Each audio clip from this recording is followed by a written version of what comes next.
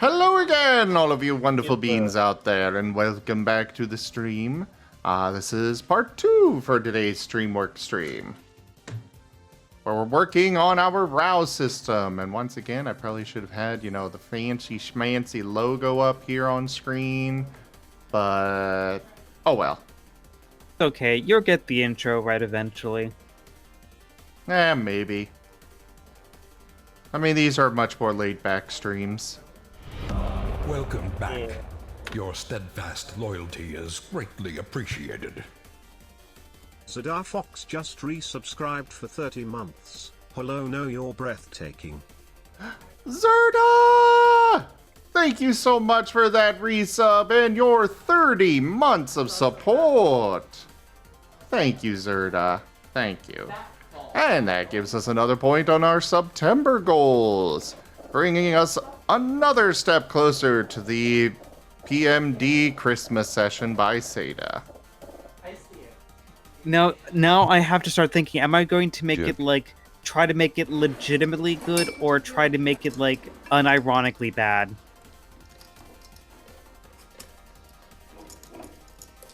I vote make it good. Same. I mean, so bad it's good. I mean, yeah, the kind of so bad it's good. I'm intentionally trying to do a play on the Christmas episode. It's bad. It's cheesy. You're going to go to Candy Cane Land. Yes, that I'm kinda definitely. sold. Cheesy, 100%. It needs to be. Just don't go into the Saucebuck room. Hi, Sirio. And what do you think of the? I know you mentioned Berserk, and Blinded. Did you look at any of the other Seda? Bound, I think, pretty nice, straightforward. You can't move. The backhand of justice. I am definitely looking at these and just kind of picturing them as a table.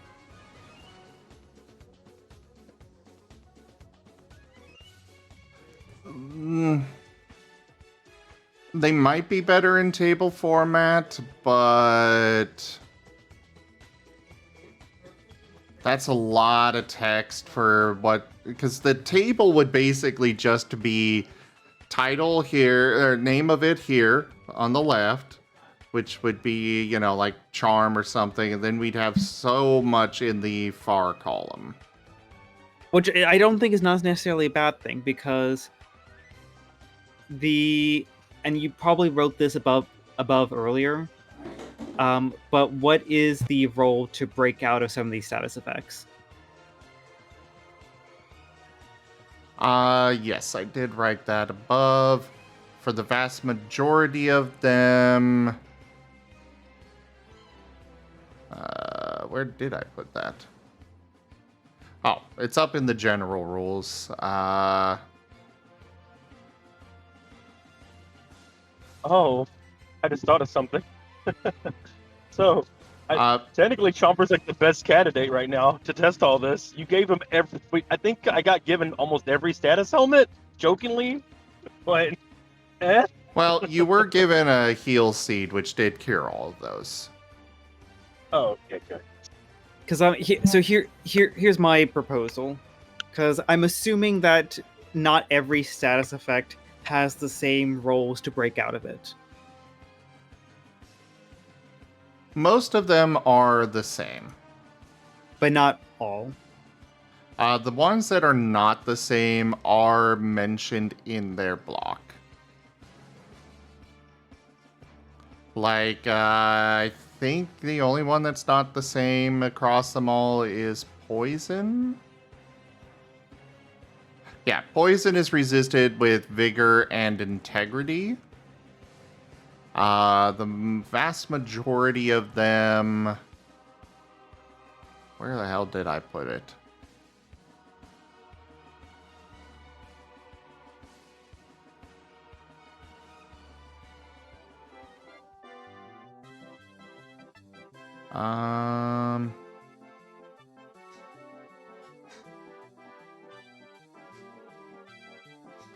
Here it is. In most cases, the user will roll soul plus relevant expertise, meaning something that is relevant to the situation and or effect type, such as using cunning for poison.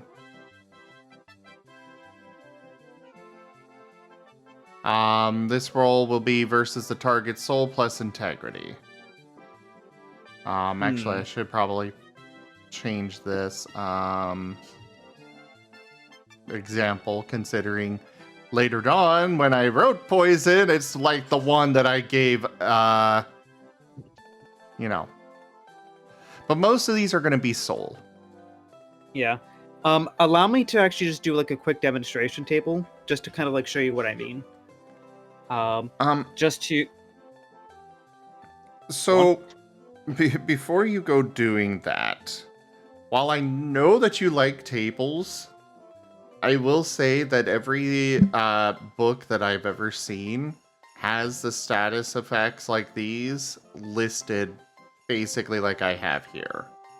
They are formatted in a more clear way. Like right now, I just have, bullet lists basically. But all of them just have, title of the effect, description. Title of effect, description.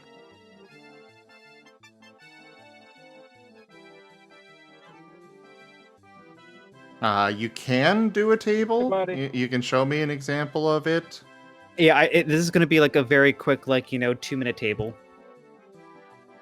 I'm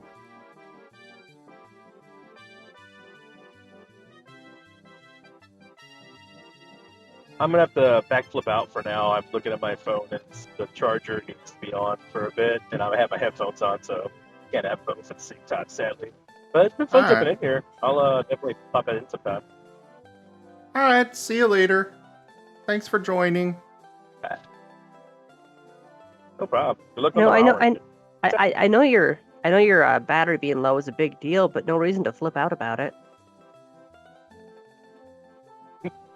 Yeah, phone battery. So I mean, anywho, we'll see y'all later. Peace out. See ya.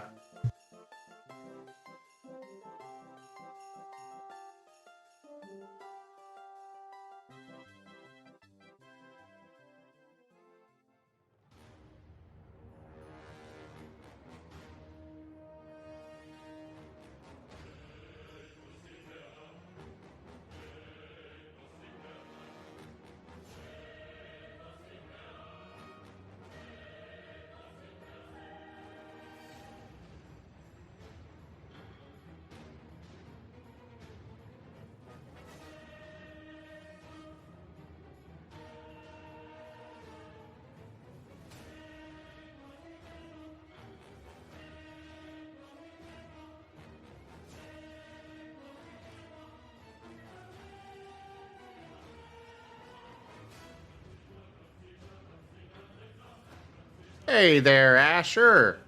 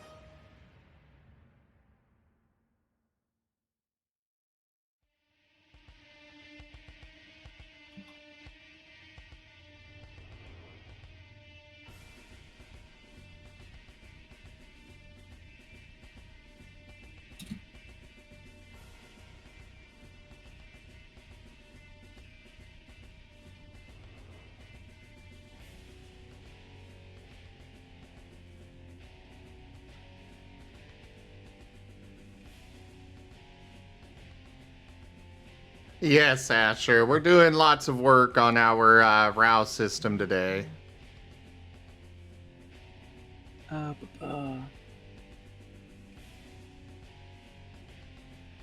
that, that's one of the outdated things. It would be +1 difficulty. Thank you.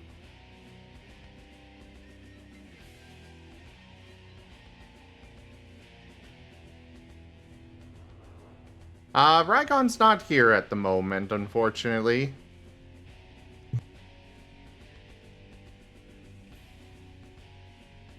So that's kind of what I'm getting at, just in terms of just the overall presentation. It's a little bit, at least for me, it's a little bit more straightforward and helps organize the text and separate things out. Obviously, something for a broader pass for once all the nooks and crannies and details are ironed out. But this is kind of how I would kind of propose something be presented in the end. Fair enough. Because for me, I see ball text, my mind shuts off. All right, go ahead and update all of them to that. If you're sure. I mean, as I said, I was happy to kind of leave that until after everything's kind of like done and finalized. But if you feel things are done and finalized, I can kind of like just start. For a lot of them, yeah. Just make sure that you are reading those, because Poison 3 does not increase difficulty by 2.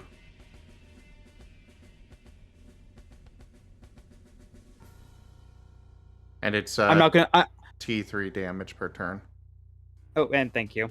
Yeah, I'm not gonna delete the other tables. I'm just gonna probably like shove it down to the bottom here and just like make a table just to review for you guys before you start deleting stuff. I would say separate table for each status effect. Could even color them based on the status effect a bit. Yeah, I mean, actually, like, what I will just do another quick example here. Goes below.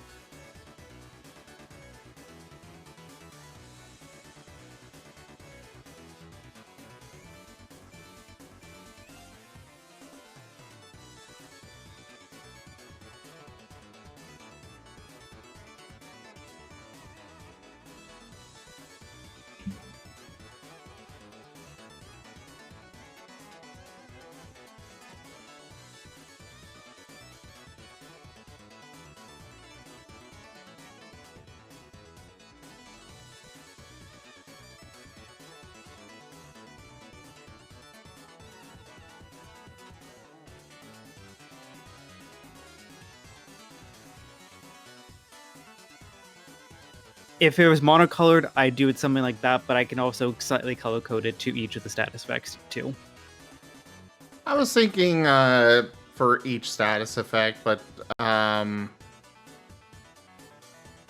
don't know. I like some of them do have some additional text that I want to keep. But yeah, we could do something like that. Yeah. And I mean, also, it's very easy to kind of like, for example, let me just like add a row here, and I'm just going to merge those to merge those cells, and then just go under the idea of, you know, flavor text if like something is extra need to be added.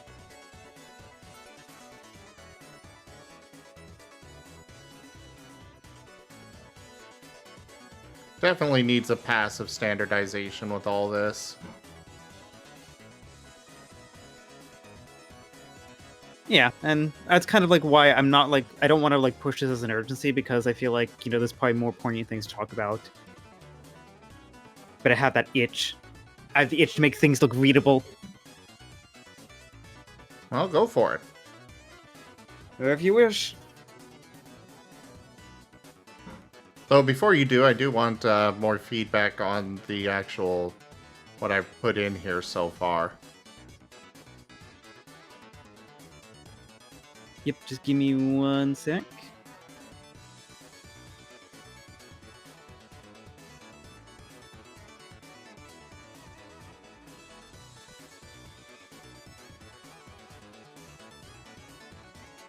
Wait, where is...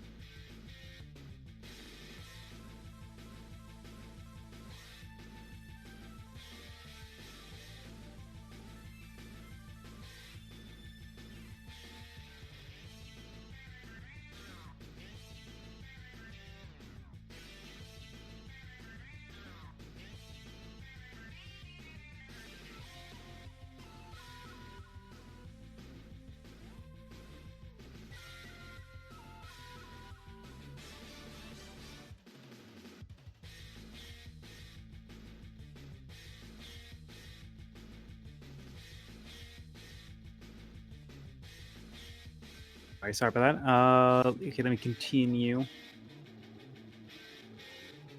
No worries. You're unbound. Okay, charmed.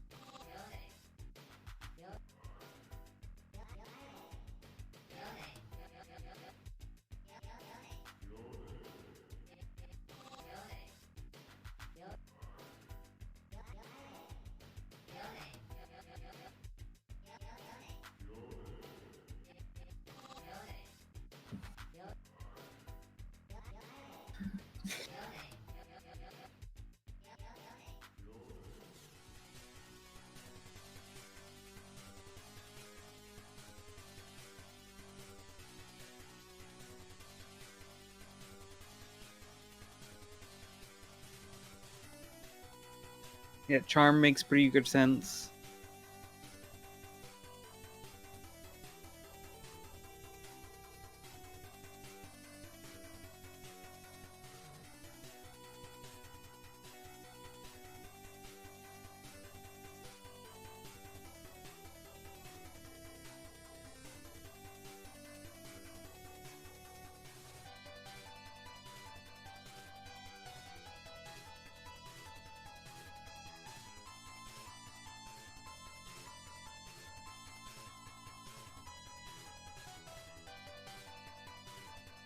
I just got a delivery from Mirai.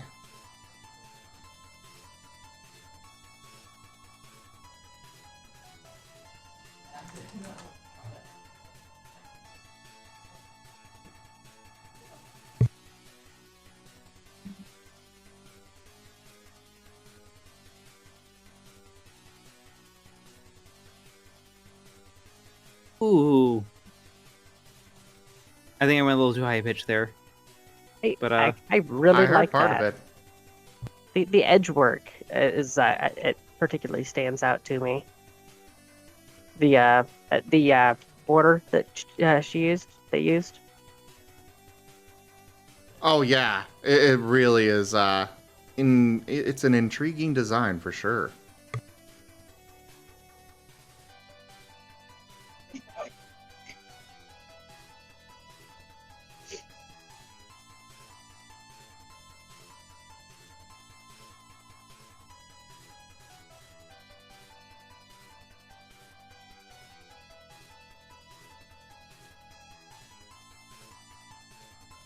what a good Zap Cat.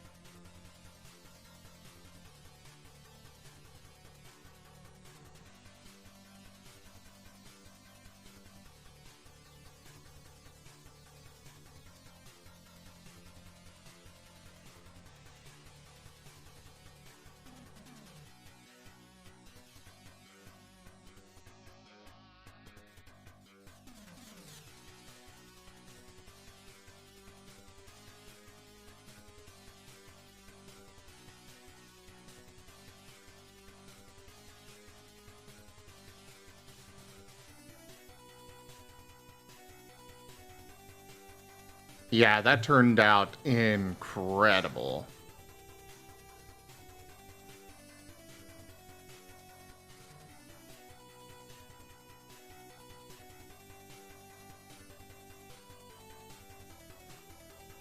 I will definitely have to get some more stuff like that going. You know, that has a really quite a wonderful finish on it.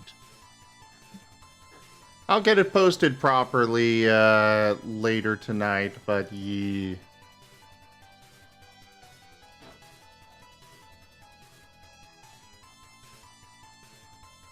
Actually, I'll set it to get posted now while I'm waiting and trying to think of more stuff.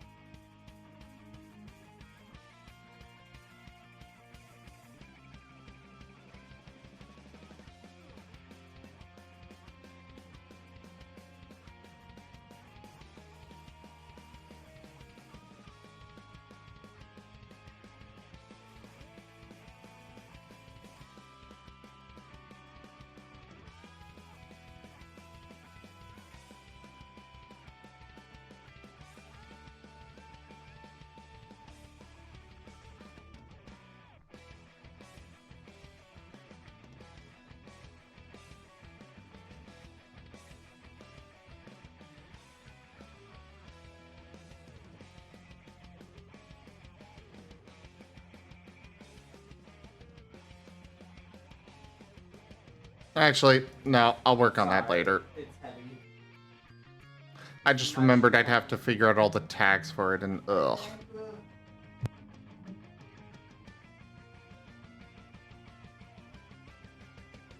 I definitely understand why a lot of artists don't bother tagging their stuff now, because tagging is a pain.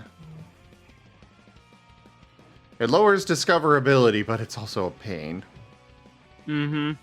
Or increases discoverability, but it's a pain.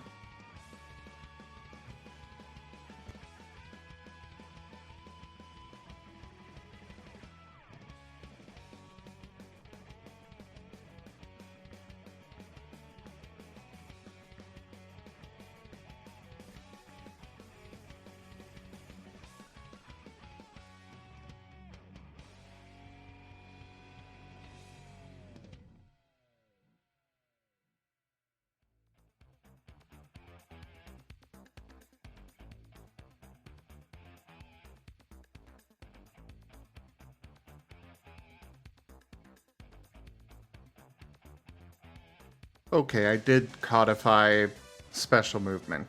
Good. It occurred to me that I'm like, I'm writing I keep using special movement, but I don't know if I ever actually, defined it.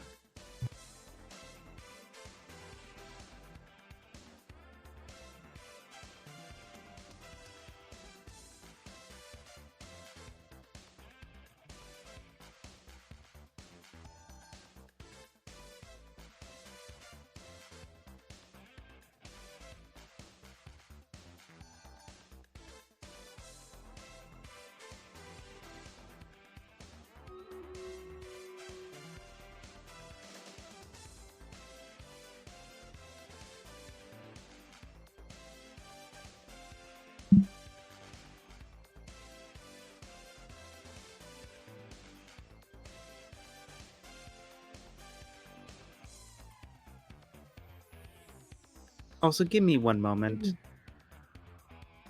Okay. I'm actually going to step away here for a moment as well while I run Stream Raiders, because I need some food. Oh, he actually left voice. I my. should get some breakfast too. But, yeah, you're over there codifying a new system, which is going to bring a lot of joy into a lot of people's lives. Meanwhile, all that I'm accomplishing at the moment is where put metal plate for neuron activation. What? Space engineers. I'm still working on the ship from yesterday. And all the core systems are done. I'm just putting on the body panels now, so it's where put metal plate for neuron activation. What do you think I was doing?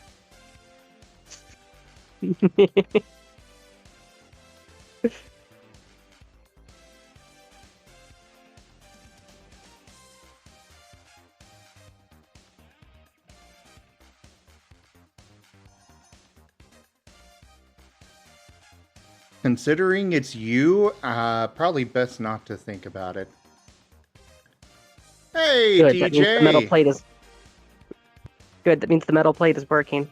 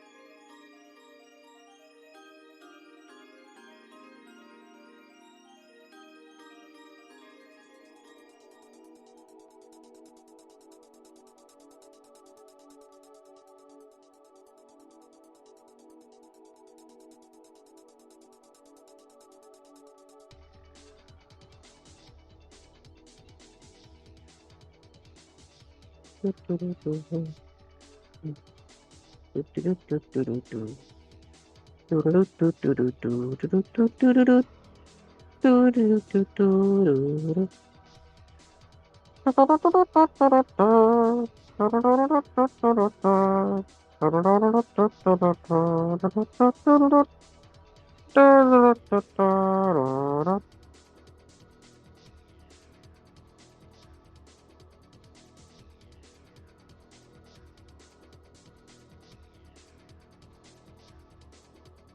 was wondering why I'm slowly going insane. I am filling the empty void because Sim is currently Africa. I appreciate it. He's doing that what's that thing mortals do? Oh, annihilating calories. Yes, the food is no more.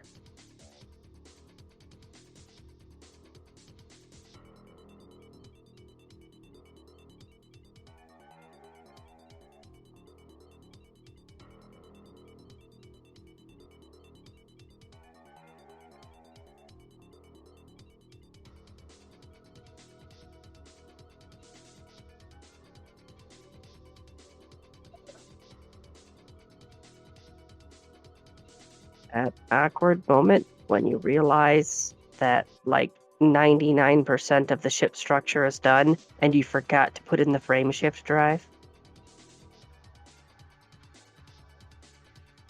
Now I have to figure out where to shoehorn it.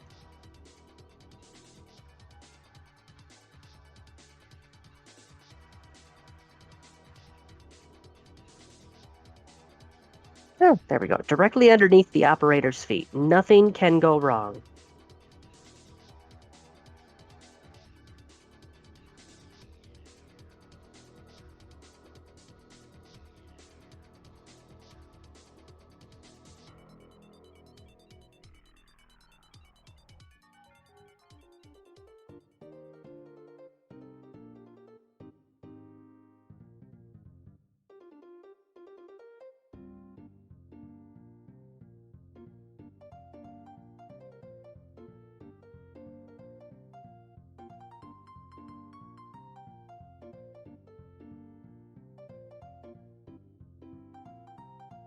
My man, you're in for a bad time.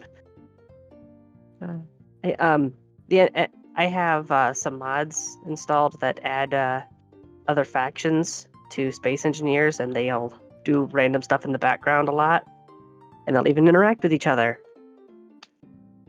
Just had an Incon ship show up.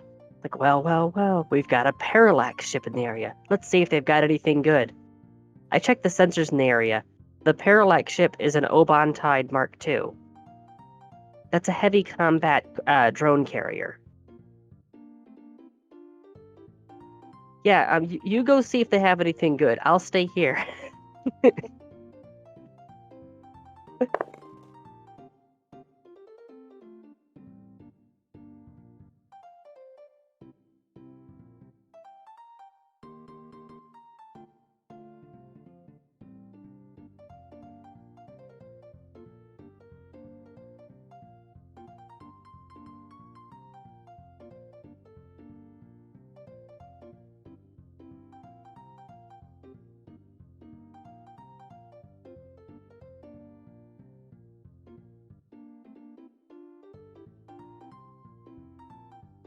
Gonna read off a thing or a TJ Heart note here. Anyways, I was playing blind, following the main story mission, got an item pointing to a side mission, followed it, and did the side mission that had the reward of a legendary grade ship and armor, and I found out the ship and armor in the lore belonged to what is essentially the galaxy's Batman. It's always fun when you find Easter eggs, stuff like that. Or if it's not Easter egg, at least that type of theming. Fun fact, there is not only a Batman Easter egg in Cyberpunk 2077, but you get a car out of it.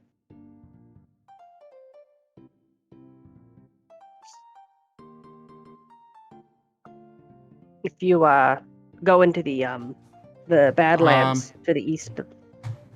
Real quick, but Hello? yes, Jits, those kinds of redemptions do work now on the talkie icons. Yep, he changed the way that it's rendered so that way it interacts with the avatar stuff. It's really fun. I can drop pies on them all day.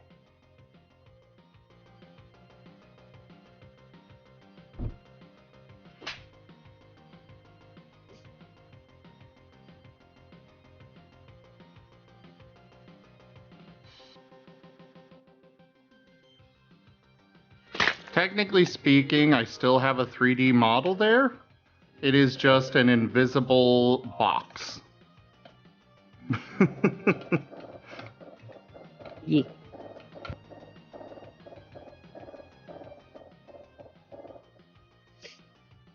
But yeah, in Cyberpunk 2077, the Batman Easter egg. To the east, out in the desert, somewhat north where the hills start to come in. If you find a cave, go down in there. There is a shipping container that has a small little workshop and a I'm trying to remember the name of the car model. It's a supercar. It's a black supercar. So if you want a really high performance car early in the game.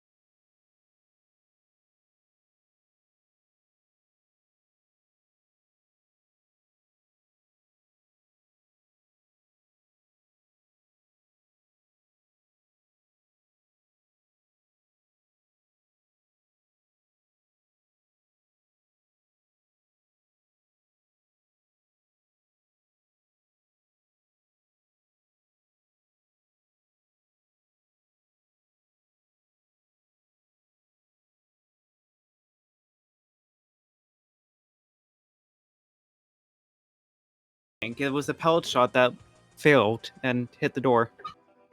Please let the door in. The door is open. Well, What's the a doggy door? door is. But no, I want the human door. Well, that would require you being human.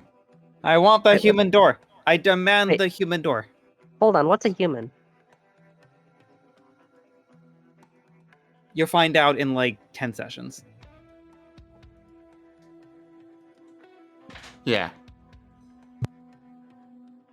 Like, pellet shots the door. Open the door.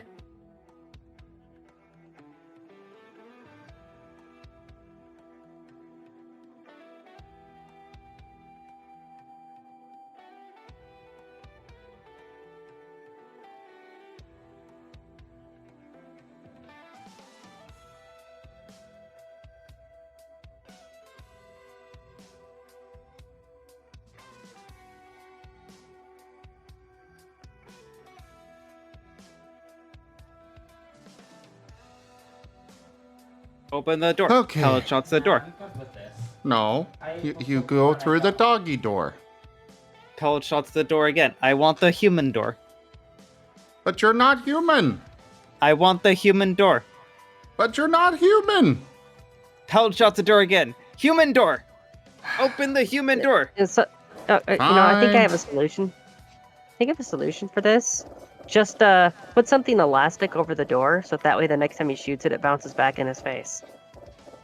No, we'll open the human door. Thank you. And now you TF into human.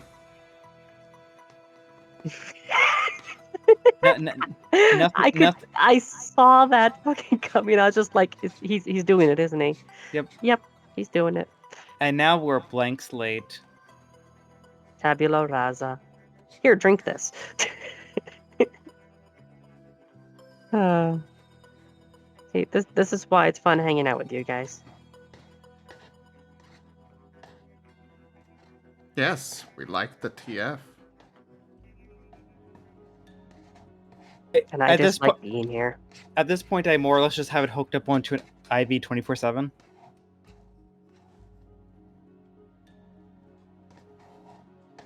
Actually, speaking of TF, I need to check in on something.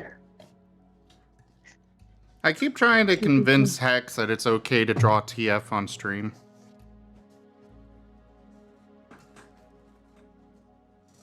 But, I think his problem is more that he doesn't think that his art is good enough, period, so he latches on to that's not okay.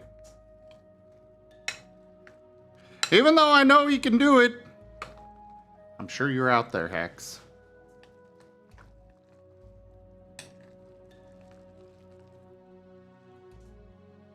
Okay, let's see, where was I? Confusion!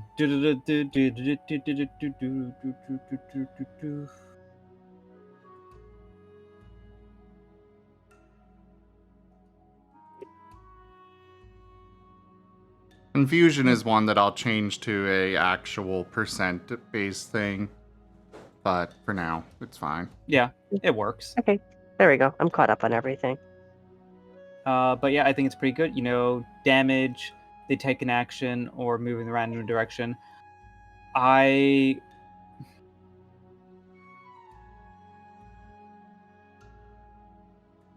Admittedly, I'm not sure about the move in a random direction, because obviously if you take it like, you know, base value, it's either you attack or you don't. It's interesting, I'm just kind of not sure, because it's kind of turning it into... It turns confusion from an effectively like a 50-50 to like... Actually, I'm kind of curious now what the actual percentage is.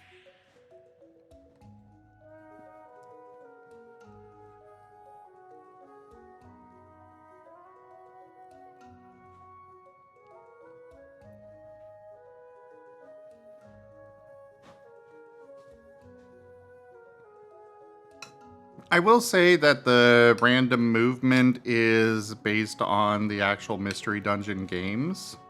Fair enough, I will concede.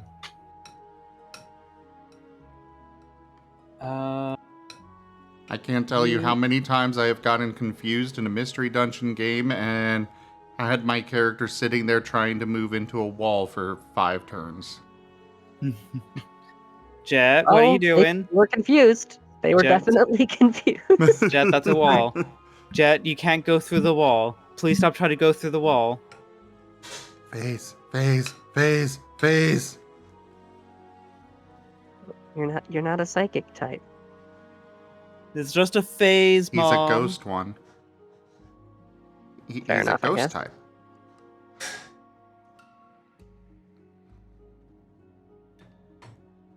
Psychic types can teleport. Ghost types can just move through things. Right.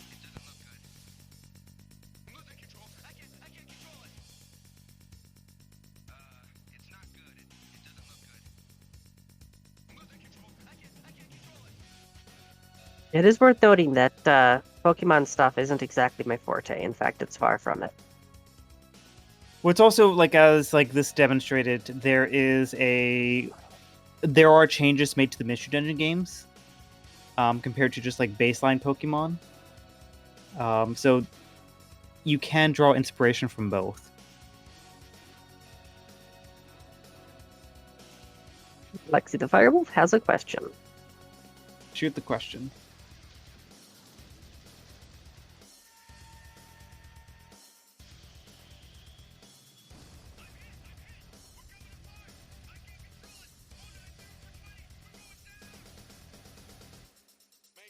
Sometimes, Lexi. Sometimes.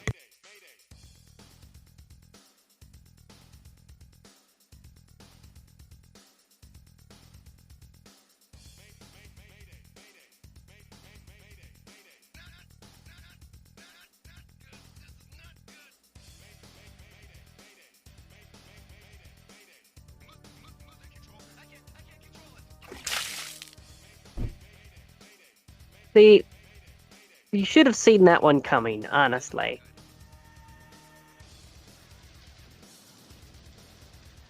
Why else would he have been asking? Okay, so I'm looking at Distracted here as a follow-up question. How many actions would one get per turn? That is explained in the actions section.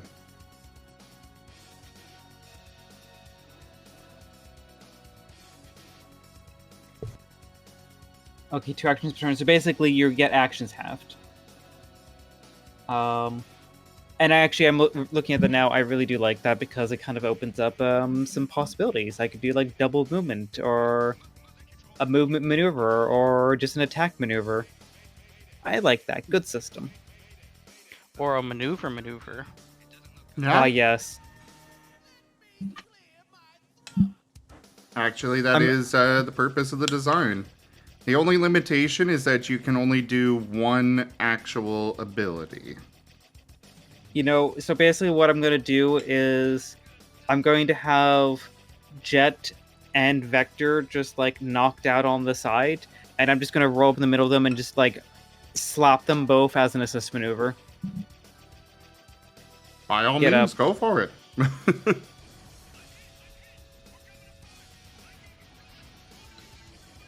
Dr. Dart is here to heal all wounds. Jits, yes. For double attack, it's not a... you can only use one ability or weapon attack. However, we do have the strike maneuver, which is specifically set up as a maneuver in order to allow you to attack with a natural attack instead of just abilities and such.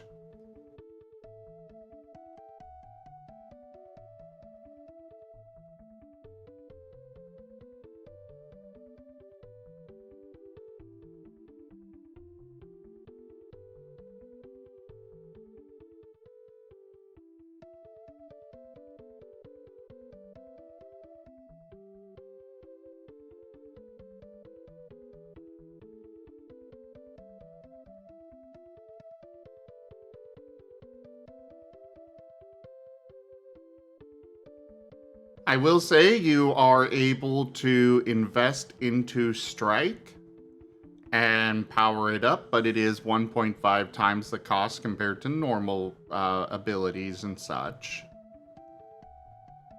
Power versus efficiency. But Strike is, your basic starting weapon. Or just hitting them with your tail or something like that. Give them a big bonk. Gonna bonk you right out of the frame.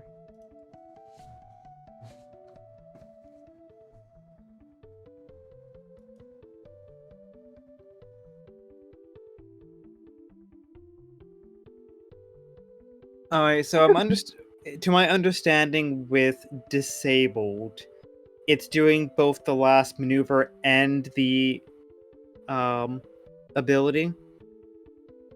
Yeah, that one I'm still uncertain of, but yes. I'm debating if it should just be the ability, but at the same time, there are so many abilities. Like, we're not limited to only 4, so I wanted to make it actually useful by also disabling a maneuver. Okay.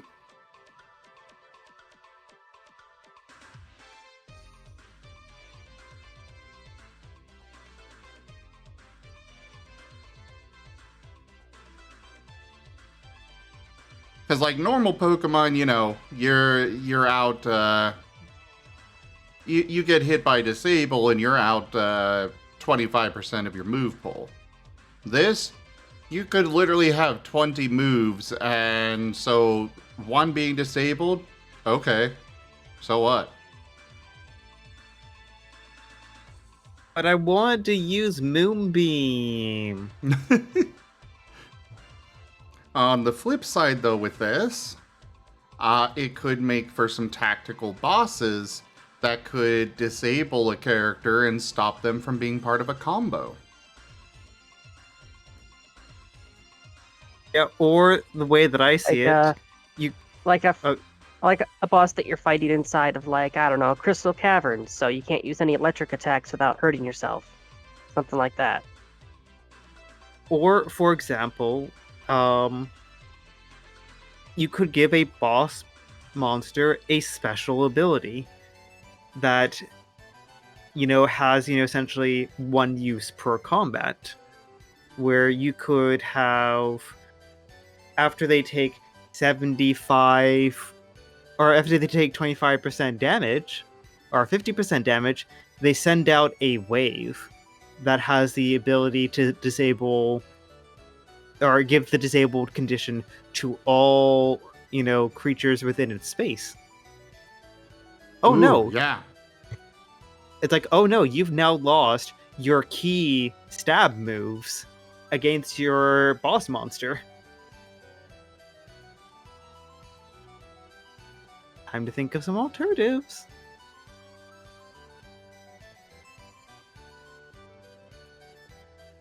Yeah, I see disabled being definitely a big boss creature kind of ability, because it's almost like when you're playing like a boss level and like the arena starts getting smaller. I see that, but with moves. Mm-hmm. Yeah.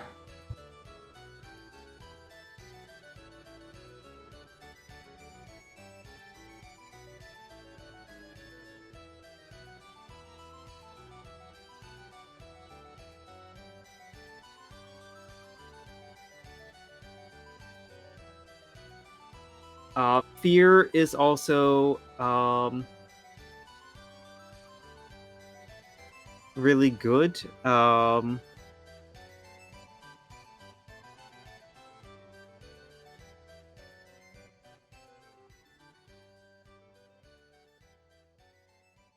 have nothing against fear. I think it's just pretty good. Like, you do not want to willingly move closer, but you could resist it.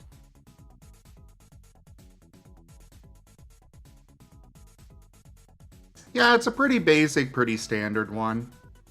Also, Lexi, yeah, go ahead. You can post it in the art channels on the Discord.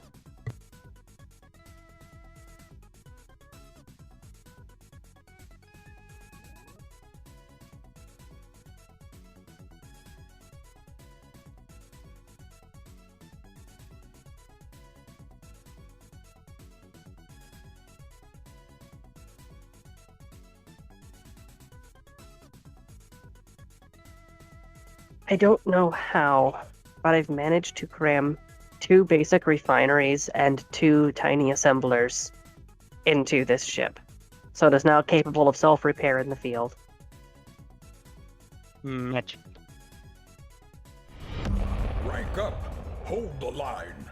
This hamlet shall not fall. Kenku raided my stream with 2 viewers. Kenku! Hello, Likos. Hello, Wiz. Or, I guess I just said hello to the same person twice.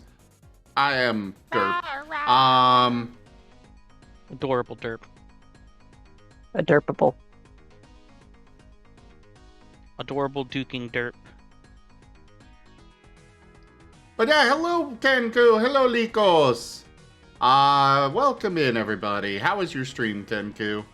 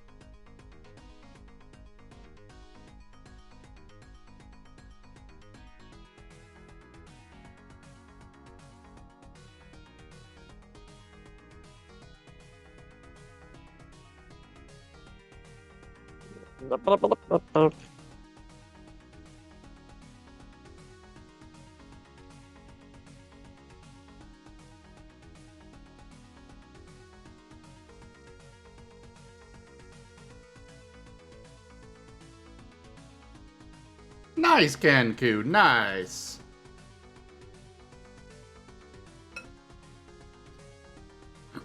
So which one are you looking at now, Sita? I'm looking at protected. Because flinch is pretty straightforward. You know, move that turn.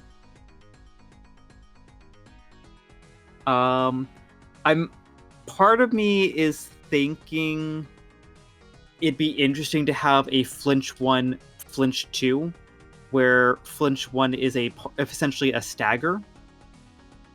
And then flinch 2 is the full-blown flinch. Since you do have 2 actions per turn, you do have that resource there you can tap into where you could potentially give custom moves the ability to inflict just a flinch 1 and remove 1 action as opposed to a full flinch. Kind of like I'd imagine like a pellet shot, updated pellet shot might be useful to have a lower grade flinch, not a full flinch. I'm actually kind of on board for that too. Is if two attacks per turn is kind of like a default thing, then, or at least a common thing, then having a granular control over that. It's not necessarily 2 attacks per turn. You can only attack once. 2 actions, that is. Yeah, you have 2 actions. However, the thing is that with those, excuse me, with the 1, 2, 3, etc., these are basically you get hit with something that causes blinded, and you get blinded 1. You get hit with it again, and it's blinded 2. Flinch in particular is only 1 turn. So if we were to make it staggered, do we make it last more than 1 turn? Or... because that's the only way I could see it working, is if it's... there's the problem, is if we make it a stagger, there's no point in making it making 2 tiers to it. When hi Bailey, give me just a moment. It makes no sense to have the flinch 1 and flinch 2 if it's just a single turn. Yeah, and actually beyond that, but what I just realized is that consistency in nomenclature is that if you have other things that have the 1 and 2 versions and it's how many full turns it lasts, then you have this one thing that's 1 and 2 versions, it's how many actions it lasts. That would confuse people easily. Well, no, the others being, you know, like Fear 1, 2, and 3, those aren't a matter of how long they last, it's the severity of the effect. Ah, okay. Goodbye, Raikon. He disappeared a while ago. But, Bailey, hello there, welcome in. We are working on our RAOW system, which is a system for... it's a tabletop system for playing Pokemon, Digimon, Monster Hunter monsters, and all sorts of other things. Those are the main 3 that we're working to implement, though Monster Hunter's on the back burner. But yeah, this is a tabletop system we're working on. Role-playing animals in other worlds. Exactly.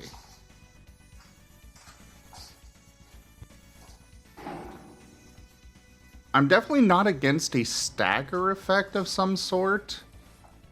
I'm just...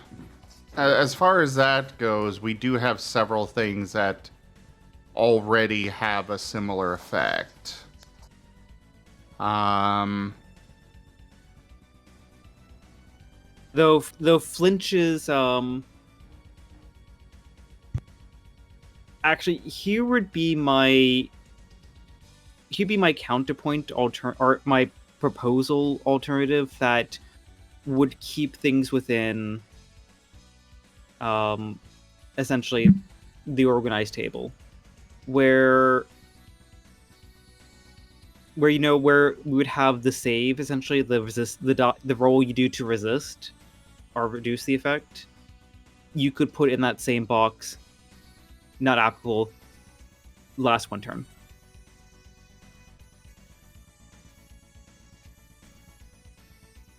Oh yeah, I'm not worried about how it'll fit into the table. I'm just... It would not feel fun. Like, if we were to make a flinch 1 and flinch 2, it would have to last more than one turn. And basically telling you, oh, you skip your turn. Better luck next time. That would not feel good.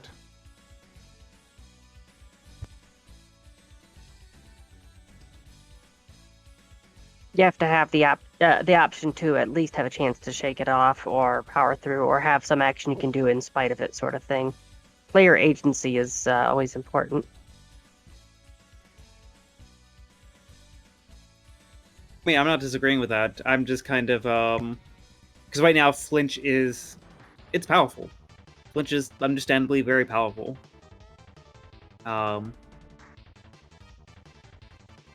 What I'm just kind of tossing out there is if you want to keep flinch, by making that kind of lower tier, you could potentially use it as a balancing tool for some moves that might be a little bit broken or open up some new ones. You don't make it last multiple turns, and I kind of understand as well where you're coming from in terms of other ones that have different tiers. It means different things, so you don't want to confuse people.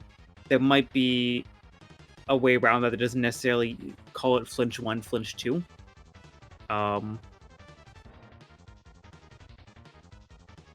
mean, we could actually just, like, have it under the flinch and just have stagger and flinch as effectively tier 1, tier 2, but just have it described there.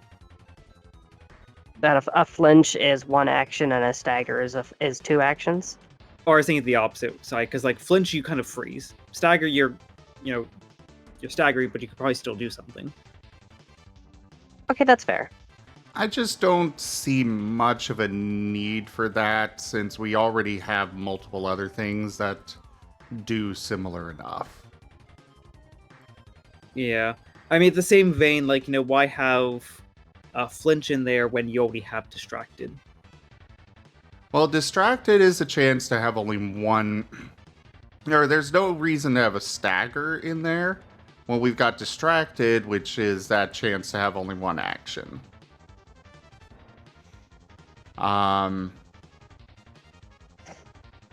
Like, flinch is powerful, but it's only a single turn. Unless you get hit with it multiple times, which, that would require multiple enemies hitting you with it.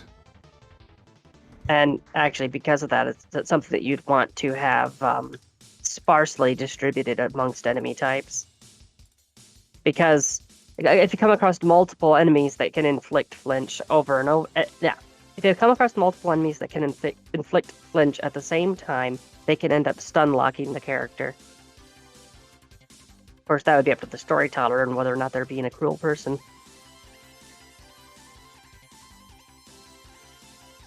But then again, I'm assuming even for moves that would potentially cause flinch, it's not always a 100% application. Correct.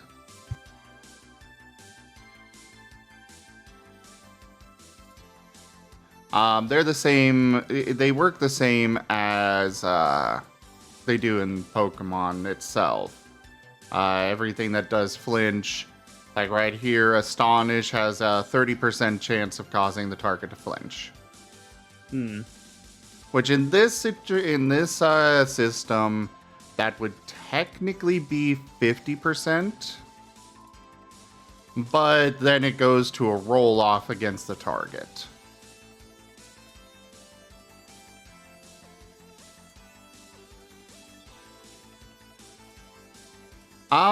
I don't remember if you're able to move when flinched in PMD, Sirio.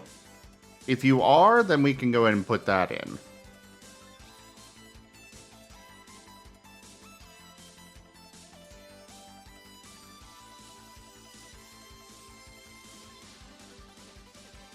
Alt Pal is cute, Sneck. Ah.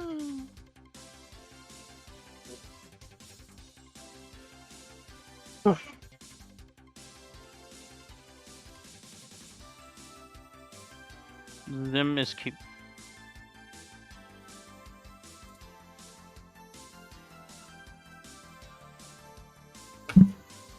I've noticed that the role that I seem to keep fulfilling in these conversations is the person who has no idea what's going on.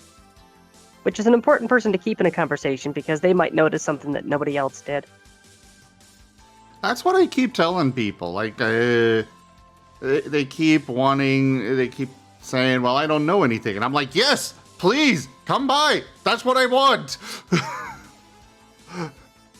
Because, I mean, look, I've told Zim a couple times, in my view, an aspirational goal is to basically take someone who has not heard of the system before and get them up and running. They know how to play with their character in an hour. Yeah. Well, see, or to be more specific, actually, is I don't have any of the Pokemon games as a framing device for me. I've heard of them. I've seen screenshots. Occasionally, I've seen memes that come from combat situations that happen. I haven't played any of them. I've actually never played a Pokemon game. So, for me, it's just the system. I don't have the framing device of the games for how various mechanics work. So, basically, that's the perspective I'm delivering. The person who doesn't know. And that is very much welcome. Okay, so in the Mystery Dungeon games, if you are afflicted by flinch, you cannot use any regular attacks, special attacks, or orbs, but may throw items. I don't like that, the may throw items part, but it doesn't say anything about not being able to move, so we can go ahead and allow them to still move. I'm okay with that. At least let them get away from danger, kind of thing.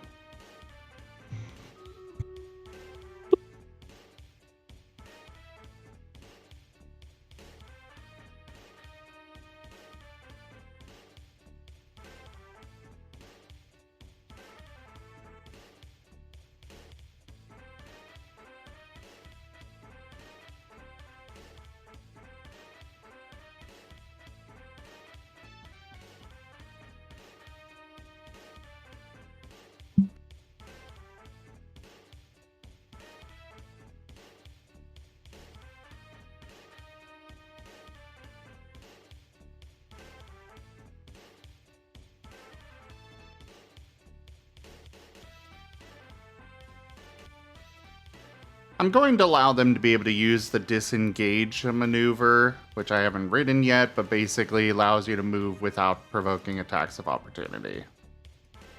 Yeah, I think just giving them a disengage would be a good one. Just like put the just condition there, can only use disengage. Yeah. Which as you've done there is perfect in my view.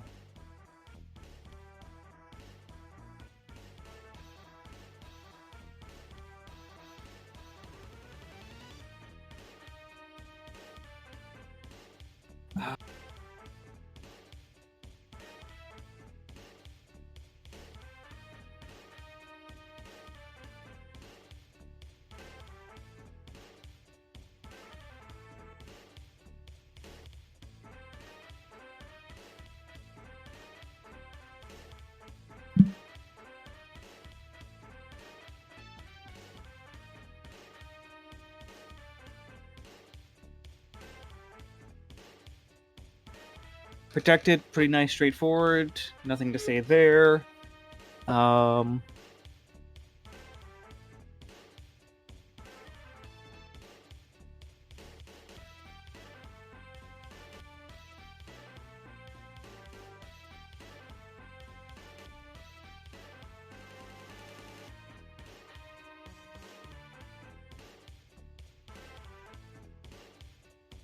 Hooray!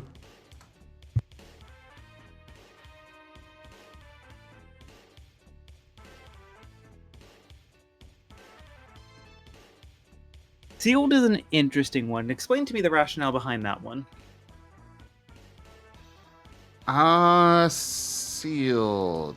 So that one was pulled from, I believe it's the Imprison move.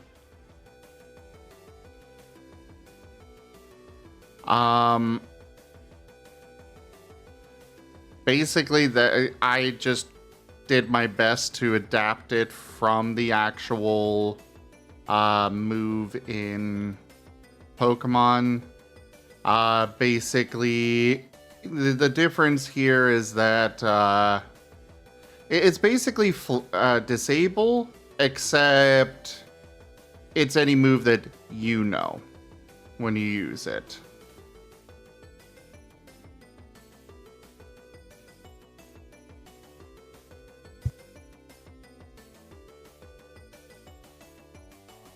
It's one of those outlier moves in Pokemon that still need to be codified.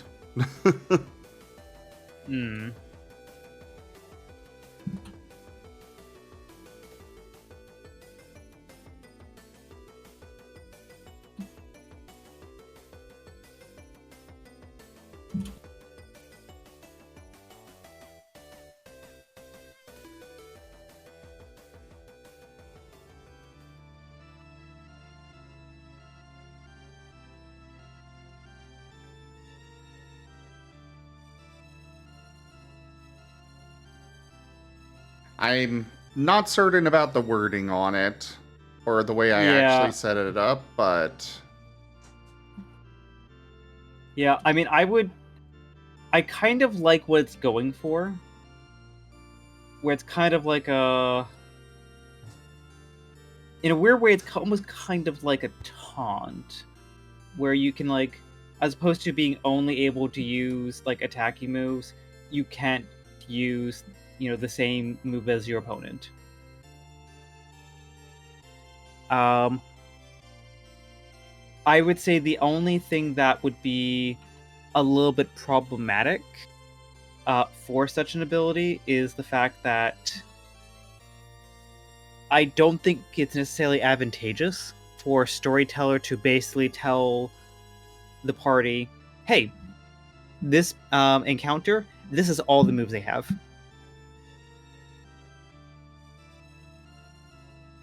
That would be my kind of objection to a potential implementation like that, where you could be basically like telegraphing that, this boss knows Hydro Pump and Hyper Beam, and it knows Bite too. What I could do is put in a note here that if an opponent uses it, the storyteller will only tell you what is sealed when you try to use it. But you will be allowed to choose a different action. How's that sound? I think that is pretty reasonable. Because, like, yes, it does, it does say, it does outright tell the players, oh, this boss knows Hydro Pump. However, there's no way of getting around that with a move like this. But at least then, they'd have to actually try to use the move before they find out that it's not available. Plus, it does save time for, instead of the storyteller just giving all this big long list of abilities, it's just, oh, sorry, but you are sealed away from using that one.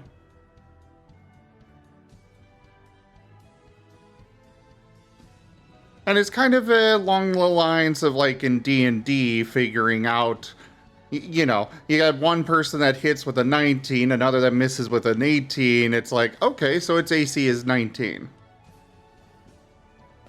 Kind of that discovery thing. So yeah, I'll go and put that note in there.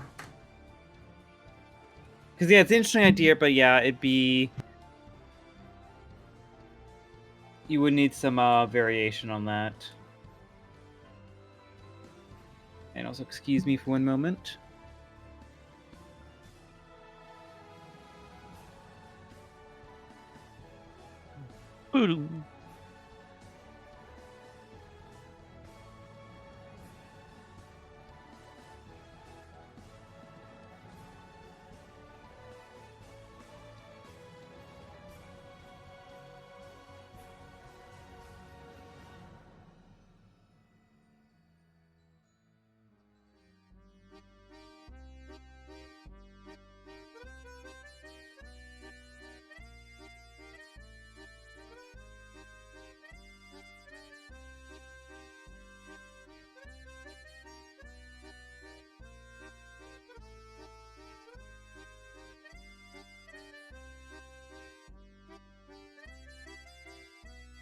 So, Likos, when am I going to get you on stream to do some art?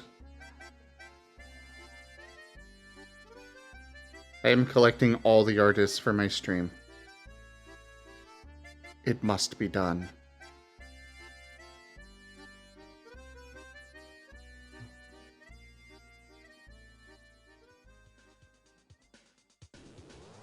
See, Zim is slowly turning from variety gaming streamer to promoter. I mean, I've been a promoter forever now. Wait, if you're a promoter and I sometimes promote you, what does that make me? Promoter of the promoter. Just weird. Oh, No, Okay. that's just me.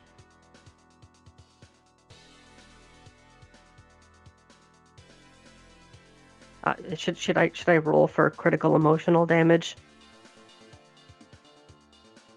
No. Because I know you well enough. That is not even remotely on your care list.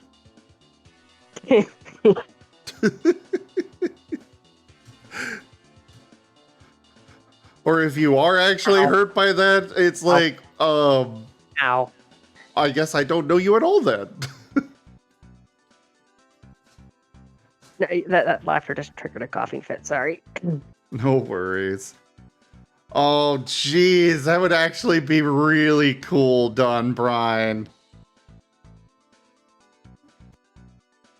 But yeah, speaking of emotional damage, I am actually very grateful that everyone was so accommodating yesterday because, yeah, not fun when your brain's like, okay, so we're going to go down the list of everything you've done wrong this year.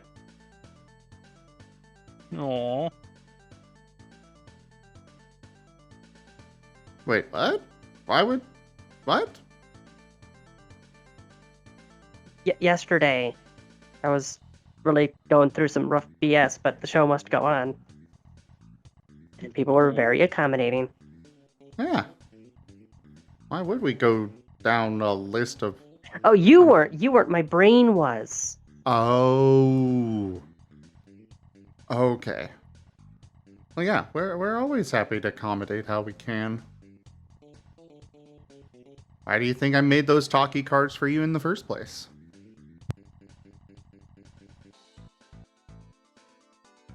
And there was a sheer irony to the fact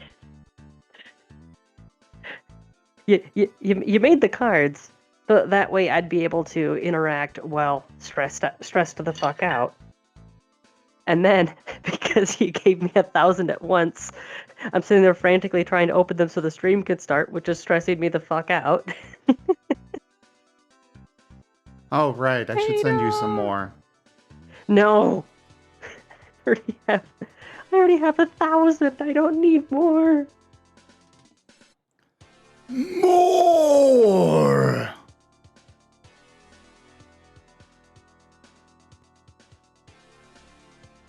Did the Sata I'm return? back.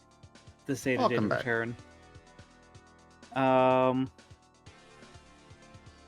Let's see. I'm now looking at static.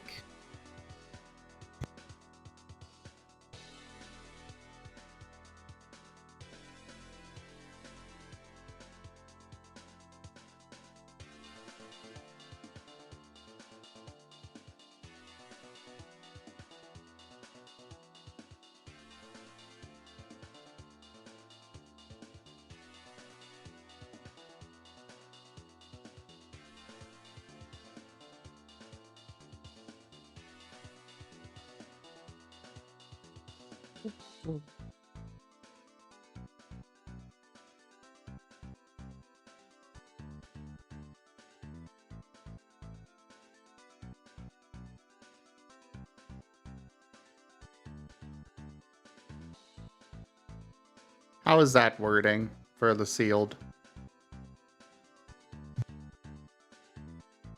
If an opponent uses an ability that causes this effect,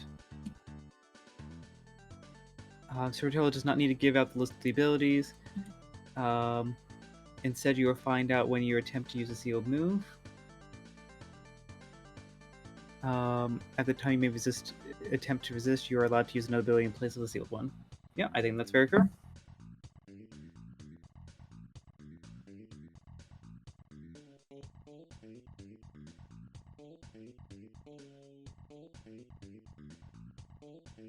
Cool. Back to static then.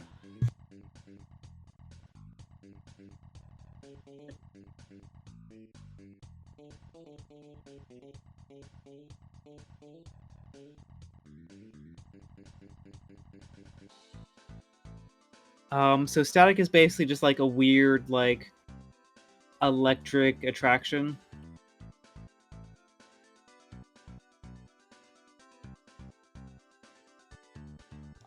Yes. In a way, so the primary reason I made static in the first place was for the, both the steel and electric, weather effects.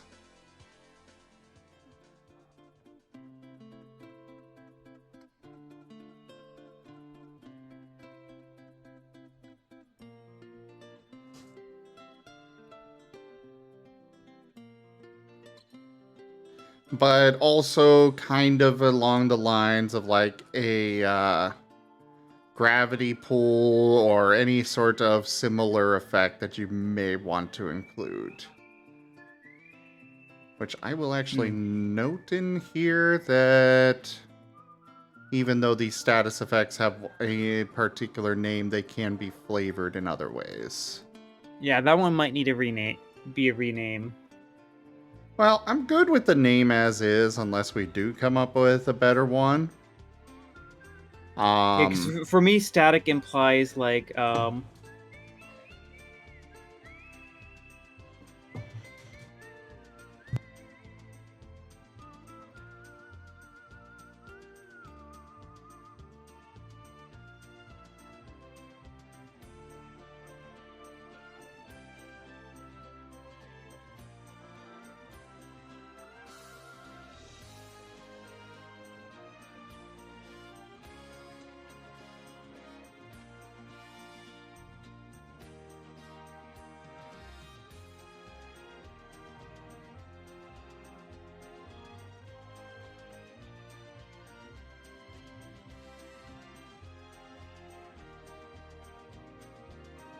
Seda? yeah. You started saying for you it implies, and then you just... It implies like electricity. Yeah. It does, but I can't think of anything better for it. Yeah, I'd probably just say name might need revision. But for now, it's good enough as is. Yeah.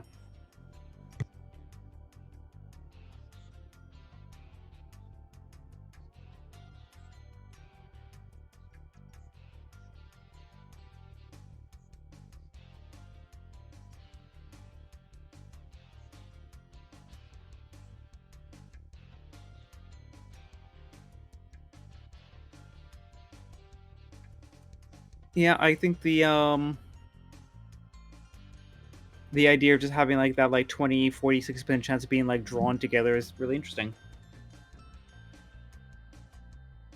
Yeah, it's a neat little effect that I thought of and was like, yeah, let's put it in here.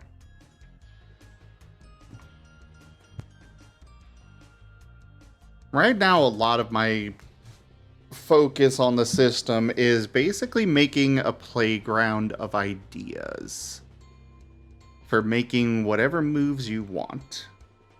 Or abilities, rather.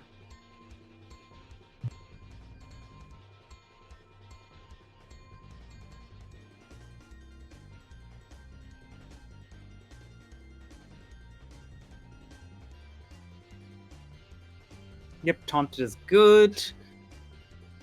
Tormented is pretty straightforward. I think, yeah, that is pretty logical.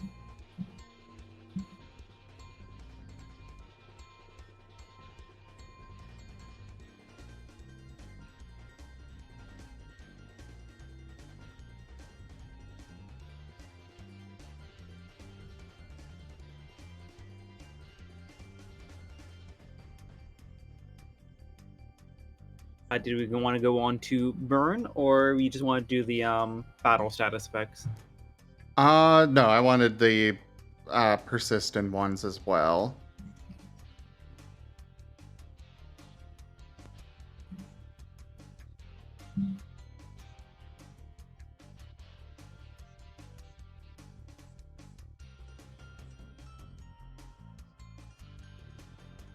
There's a lot of stuff to consider. Mm-hmm.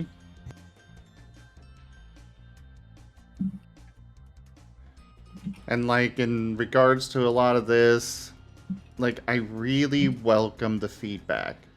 There are things I may not have thought of, like for example with the sealed effect. There's other things that I may stick to my guns on, but I really welcome the feedback. Hey, the way that I see it,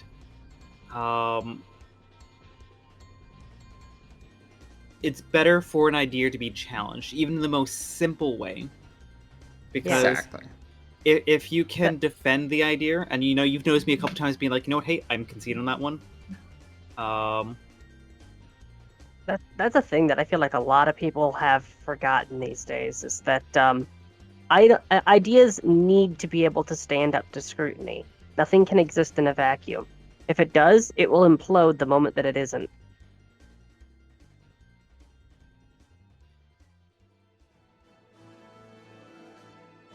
And like the combo thing earlier, I revamped that based on feedback.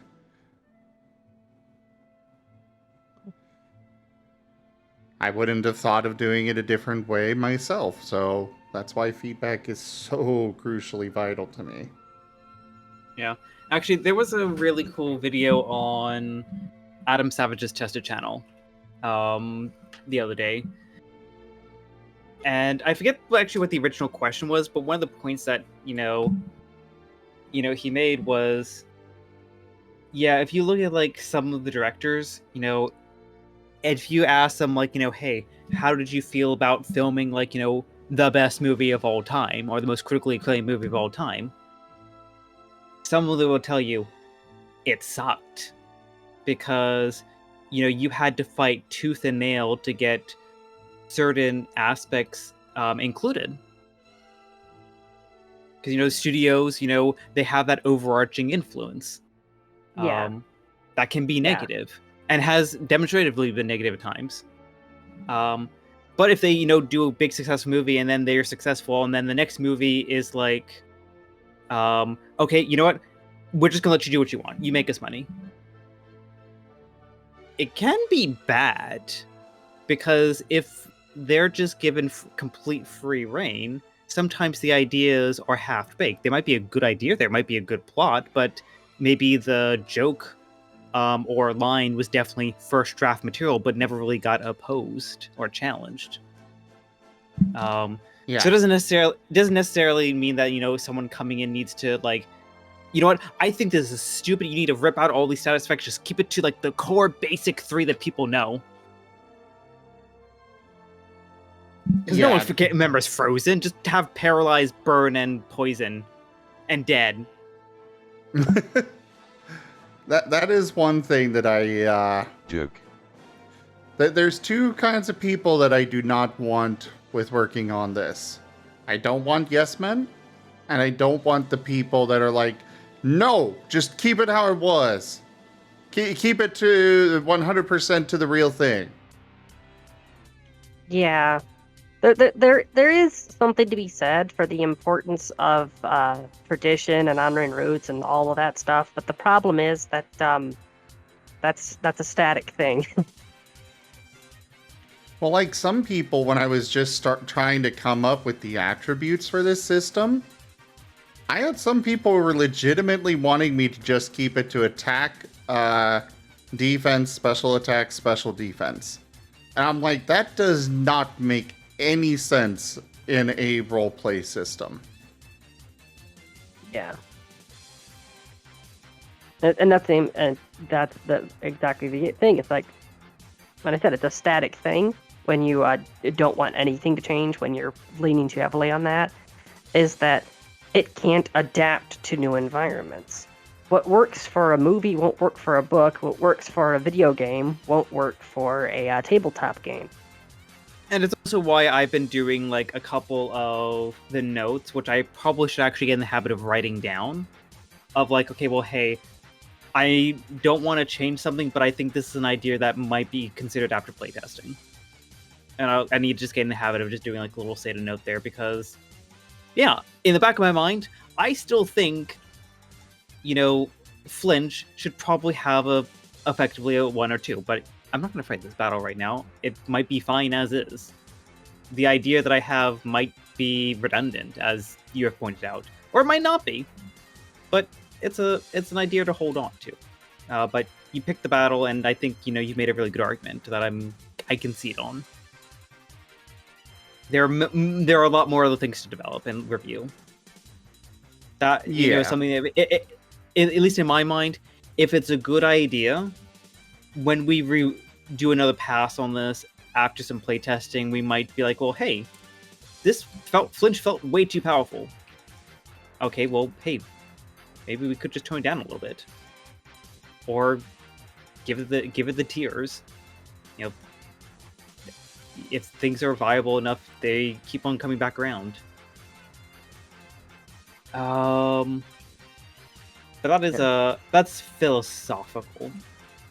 It actually reminds me of a movie from the early 50s late 40s, early 50s that my dad shared with me once. And it was from that time period because it was black and white, but it actually had decent fidelity. This guy's an architect, and he's fighting tooth and nail to try to actually make things to his vision, to make things the way that they should be, the proper things.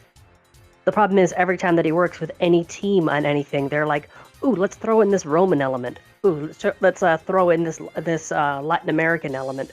Ooh, let's throw in this thing that they use in Northern Europe that looks really cool." It's like, you're kit bashing.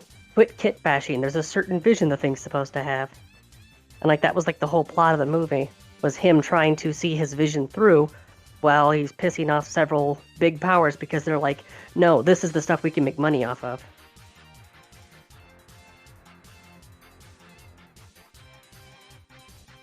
Very interesting movie.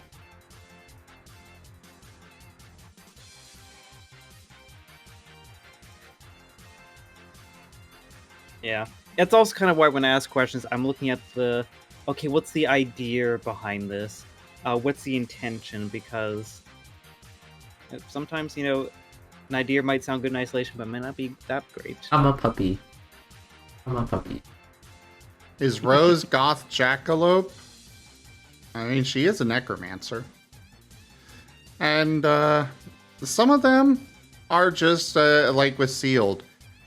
I did my best to adapt it from the source material. I just realized I forgot to update my reactive. Why? What's wrong with Rosalia? Nothing's wrong with Rosalia, but I am the Tanya. Start.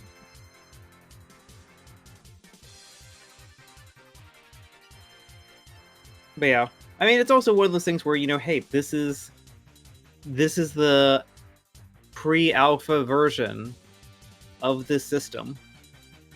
It's going to go through playtest before it gets to a beta version where, things are quote-unquote feature complete. And then we're going to look at that and we might decide, hey, Sealed is just kind of pointless. Get rid of it. It's an interesting idea. But we might just play it out and be like, actually, this is kind of boring, or, not very interesting, or it's punishing, or not fun to play against. We rip it out. Maybe replace it with something else, or not replace it at all. This is the process of refining things.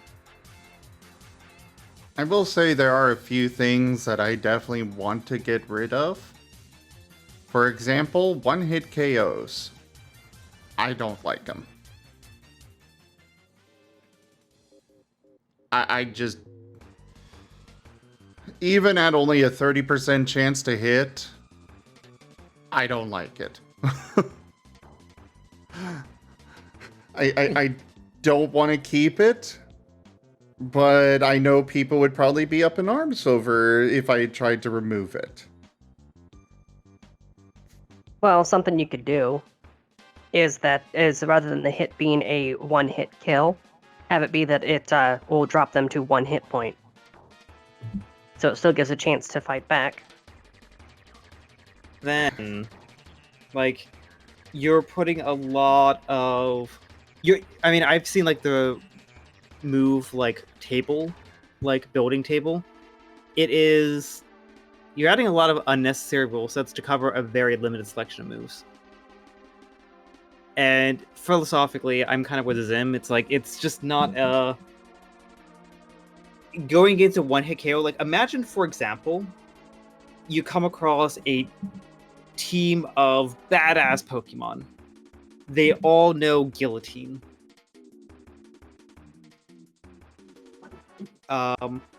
Even if, like, Guillotine is a 33% chance to hit, if I was a, if I was an evil storyteller, I could just say, hey, you come across a team of mind control Pokemon, they're all going to use Guillotine on you, Jet. And the third one hits, you die. Okay, Yeah. and now I'm going to move to you, Tana. Okay, those first 2 missed, but okay, next turn around, you're going to have 5 attacks, each have 33% chance. One of them's probably going to hit. Yeah. And you do basically a party wipe in like 5 rounds.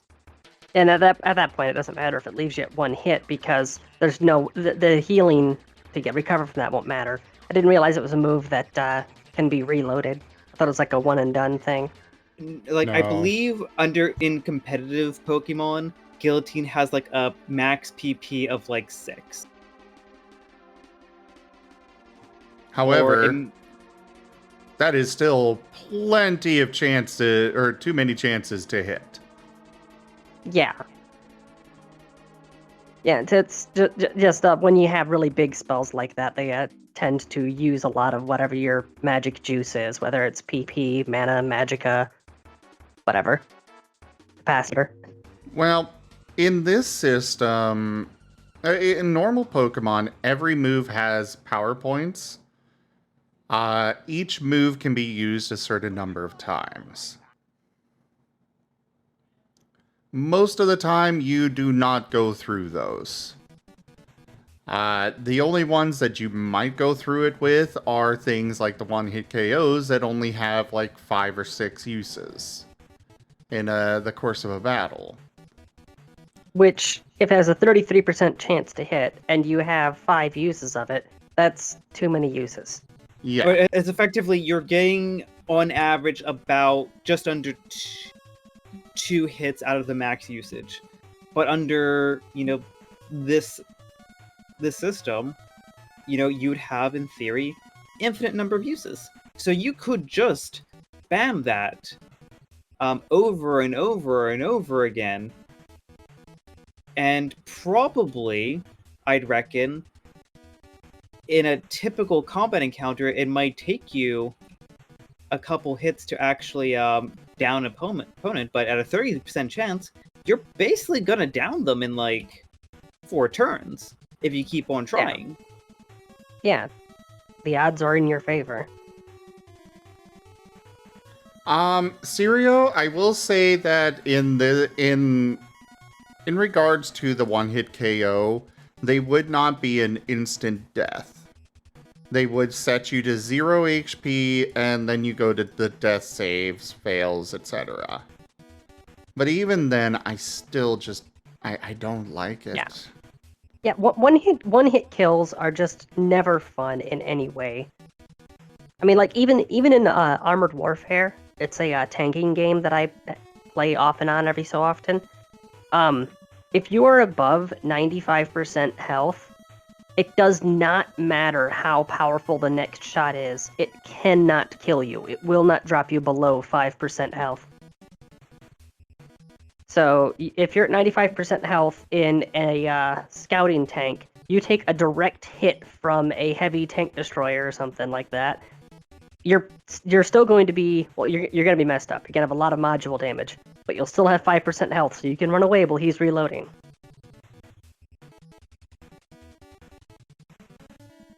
It's to avoid BS things like getting one shot from something you never even saw coming, kind of thing.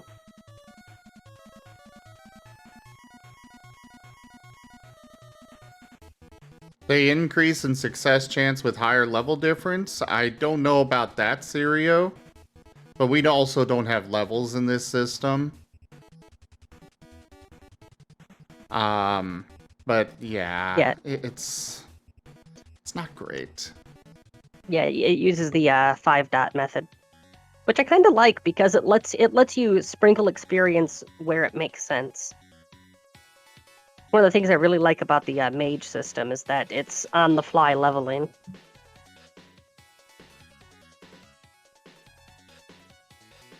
Well, I say on the fly, you know, your character has to have downtime to spend experience points, but yeah. Yeah, that's something that we did emulate a bit here. But anyways, that is something that I will table for now. The one-hit KO stuff. Dang, Wolstein. I'm never quite so comfortable as when I'm at least 6 feet under. Hi, Woe. Let me send you your packs. Yeah, whenever I see that from Wolstein, I'm just hearing the a magazine being loaded in my head. Yes. Well, I'm going What to have to hop Zero off and for Zoro now. said. See you. You all have fun with RAOW. I tried to get Luke to join us, but he said no. So now I need to go poke to Luke. I will make sure that he knows that you miss him. Tell him he's a good bean. He is a good bean.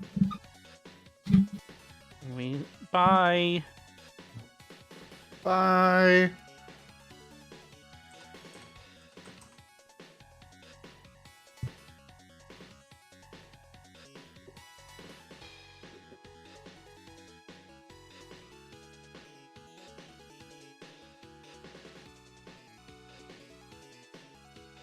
$15? Oh, geez, whoa.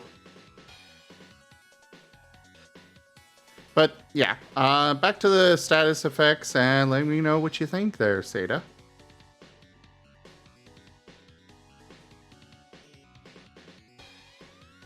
Meanwhile, I'm going back to maneuvers.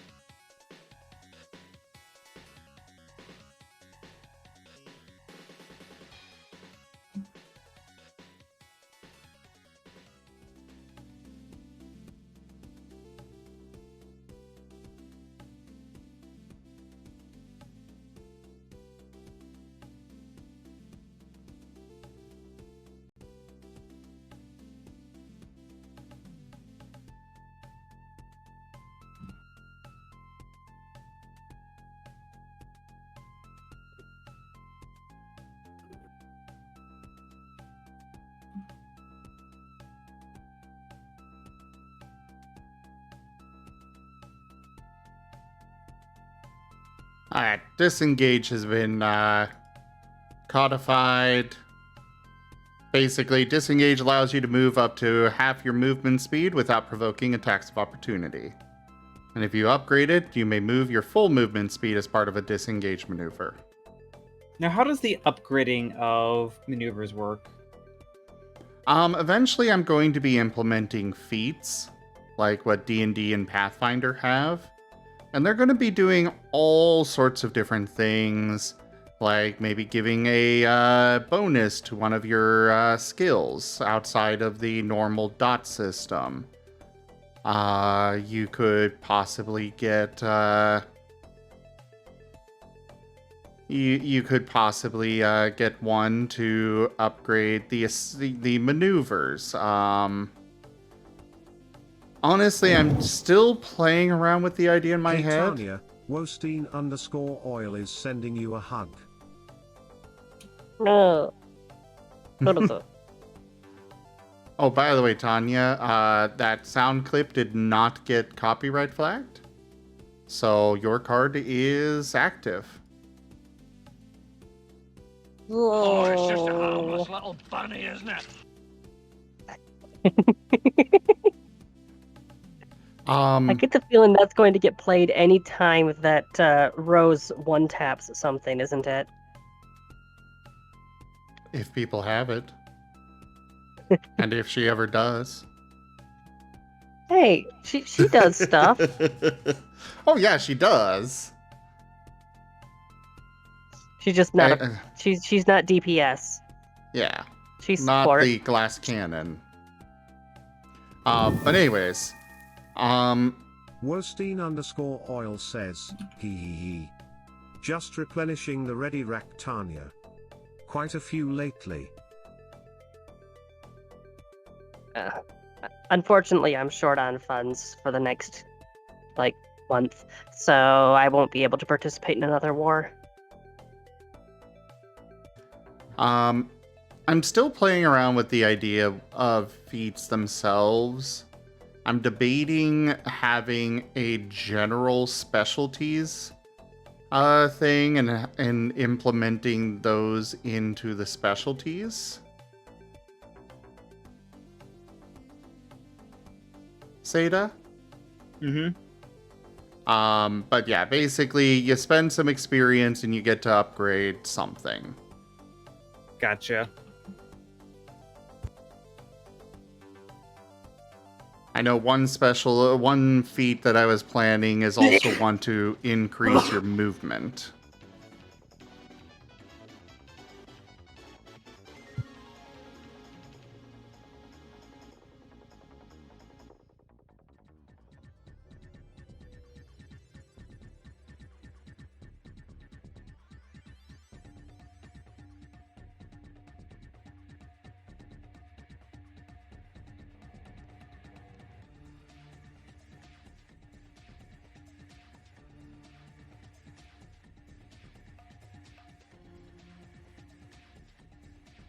All right, Lexi.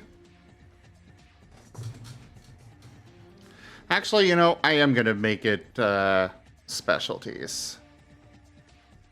We're going to include general specialties because I can't think of too many that would not already be covered under specialties. So we're just going to use that existing specialty system.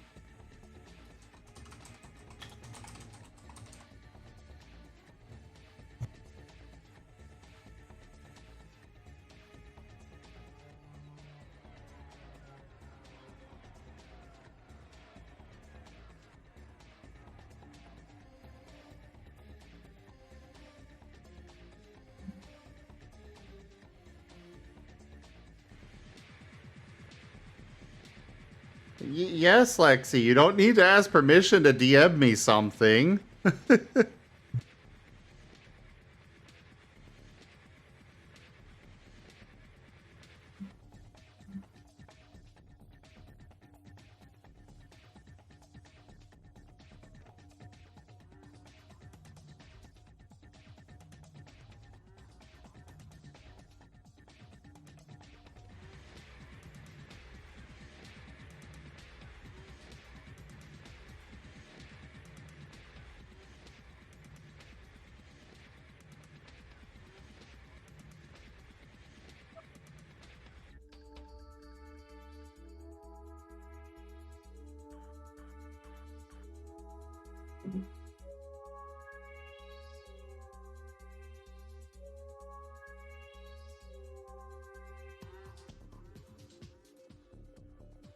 It's all right, Lexi.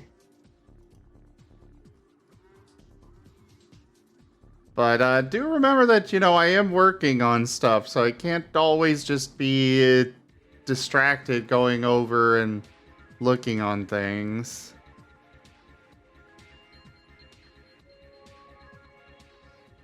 But that is very adorable. It's a line that's been a bit overplayed, but I'm going to say it anyways. Sounds like a skill issue. Lexi, that was a good Wostein distraction. _oil says, there's also the channel point packs and stream elements packs, Tanya. About that.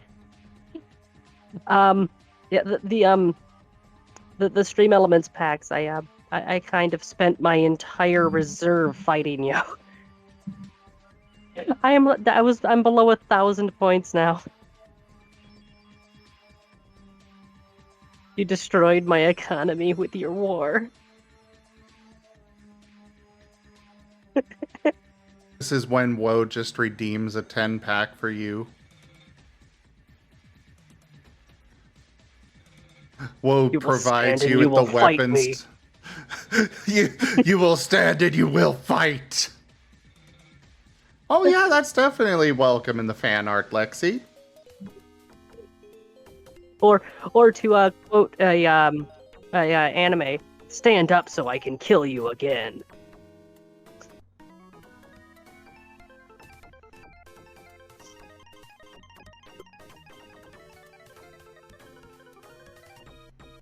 Also, Seda, something that I've been debating is, I know a lot of these kinds of books do it, is 2 columns for all the text. Mm-hmm. I don't know if it's too early to format it all that way, or if I should just keep it as is, or... I say keep it as is for now, but I think near the end, yes. Yeah. Because, I mean, arguably, you could probably go 2 column and, like, also reduce the font, because the font is huge right now. It's only 11 point! Huge. That is not huge. I am not shrinking down the font.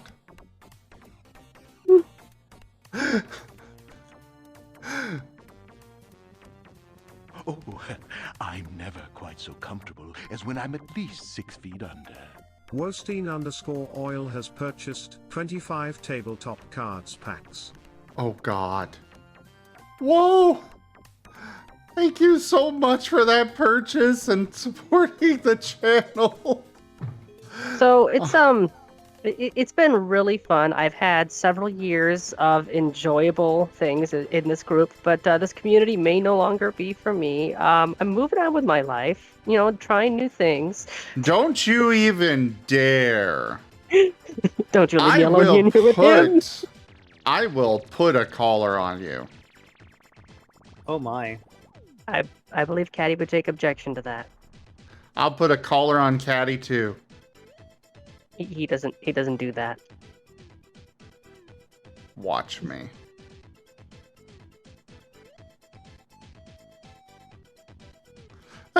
No free packs out of all of that? Whoa? Really?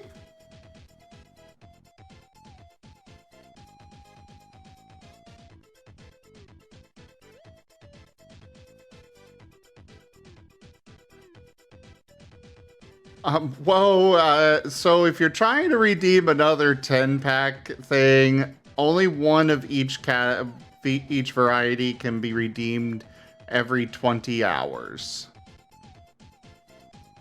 Side note. Do.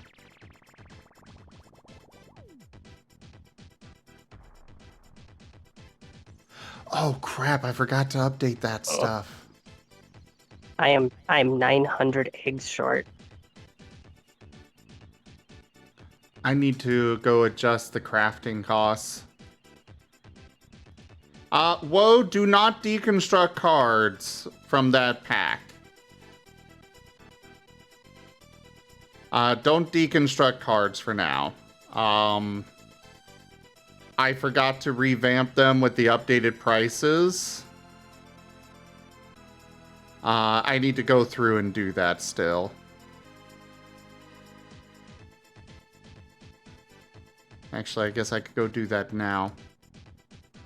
So the amp pack should be good. 30, yeah. That is good.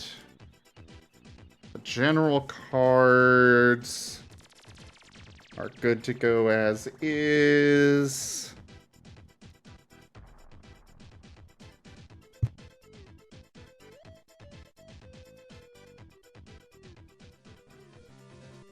Variety Gaming went up in cost, so I need to edit these.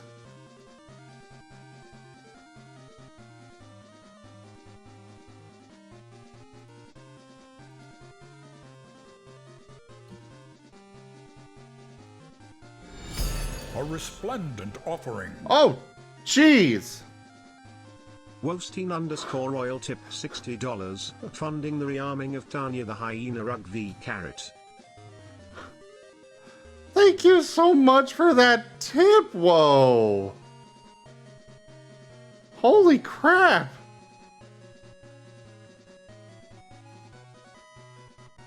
Well,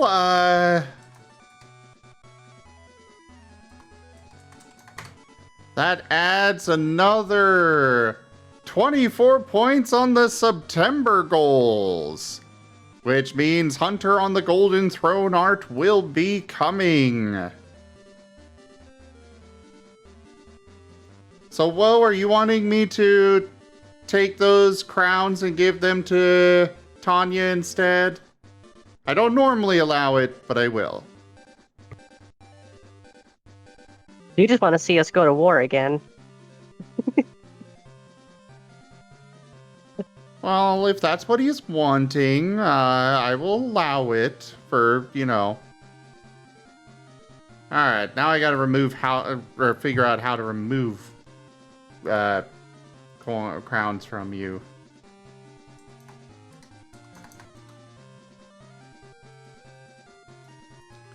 Remove crowns?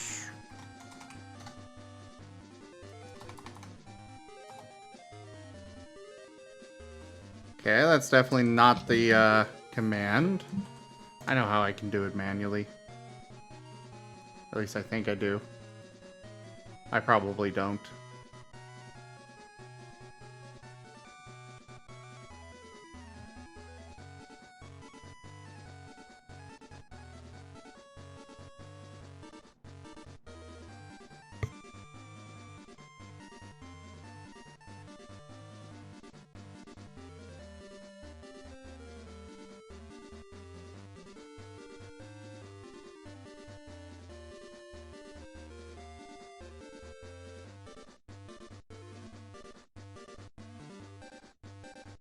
You know what? Well, for the next little bit, just redeem my ethereal influences, and I will complete those and transfer the crowns over to Tanya. For the record, that amount would give you 12,000 sable crowns. Go for the eyes, Boo! Go for the eyes! Rusk! See, and now that voice line is becoming instructions. Bostein is giving marching orders. Go for the eyes. Pellet shot to the eyes.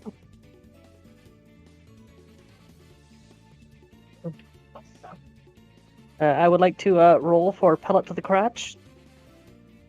Oh no. I don't think I'm ready the to. correct way to phrase that is. I don't think I'm ready to ruin Dart's innocence like that.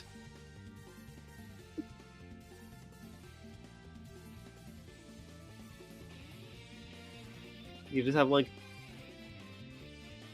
It's like, Dart, shoot pellet shot at the groin. That's mean, why? It's effective. Or just the... Great The fun! what? The what? All right, that'll be 12,000.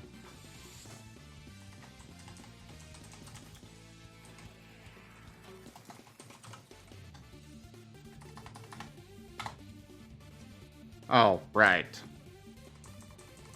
This thing does not let me do the act. There you go, you've been recharged, Tanya.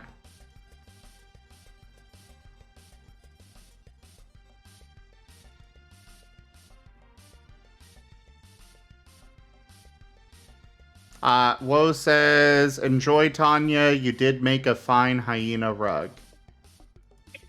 For about 10 seconds before the phylactery was juiced.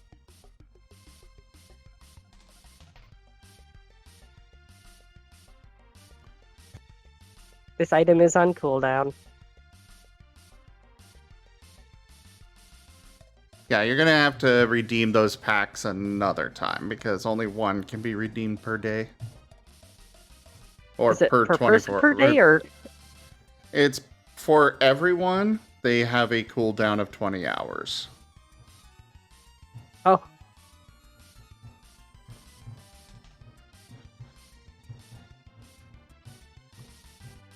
I can understand adding a global cooldown. Things got nuclear.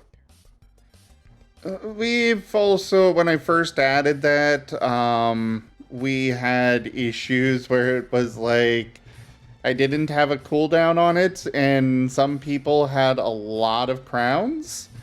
And next thing I know, I'm dealing with a huge amount of redemptions, and it's like I'm not able to do anything else right now. Also, I'm sorry, I was everybody, working on but this. go for the ice boo. We're gonna have to put the stream on. Go for the ice boo. A bit of a hold for a little while because go for the ice boo. Because that.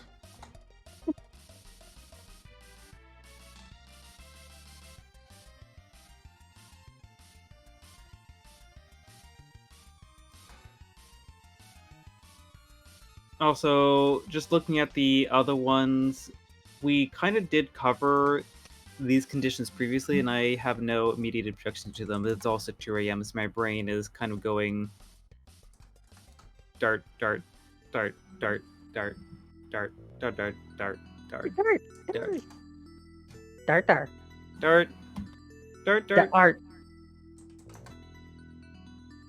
dart, art.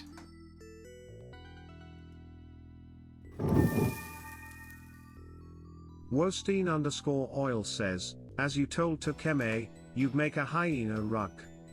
That's making good on it. Yeah, about that. Rose is going to be having a very bad time in the next session.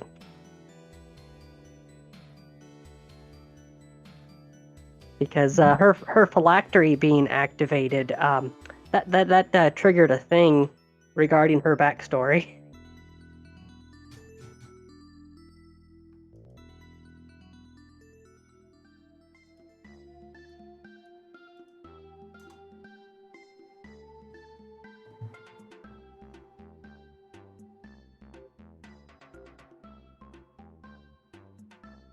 Oh, come on, stream loots.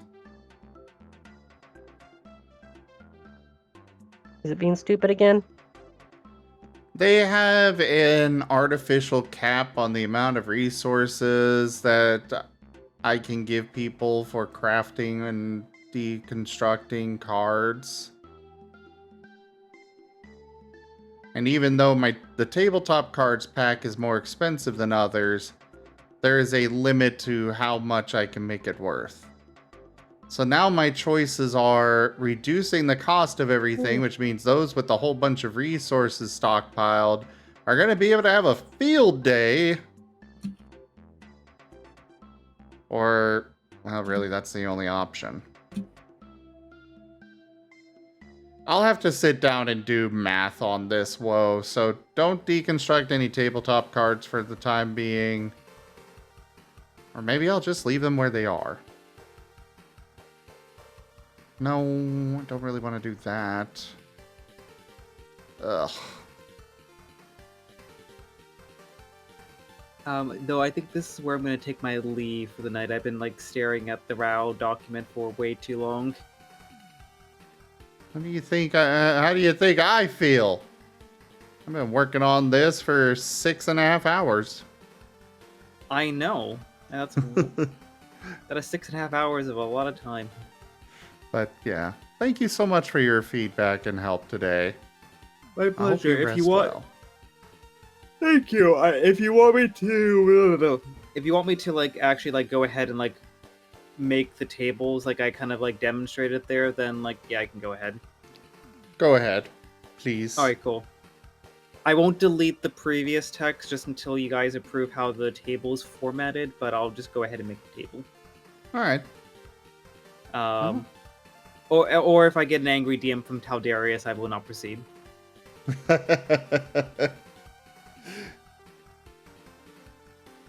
All right. Have a good night, Seda.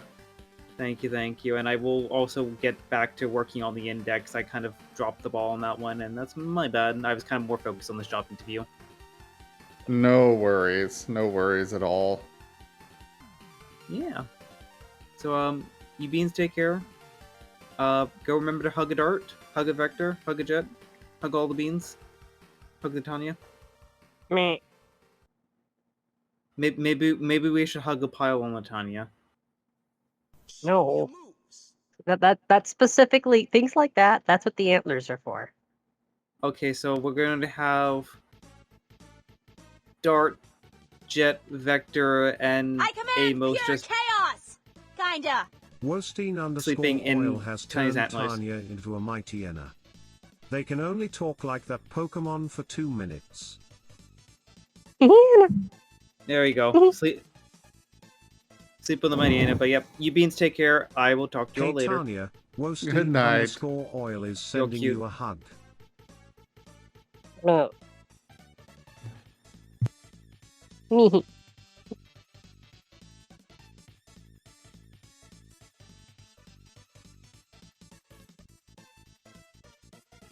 Oh. Right.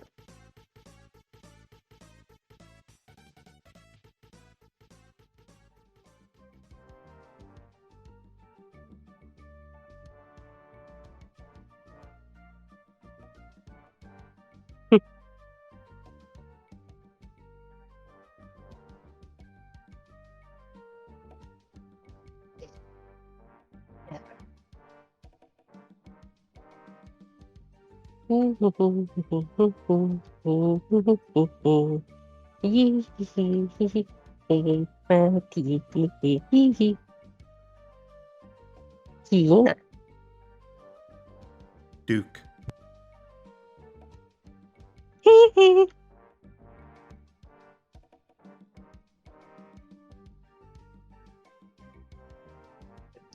Hyena.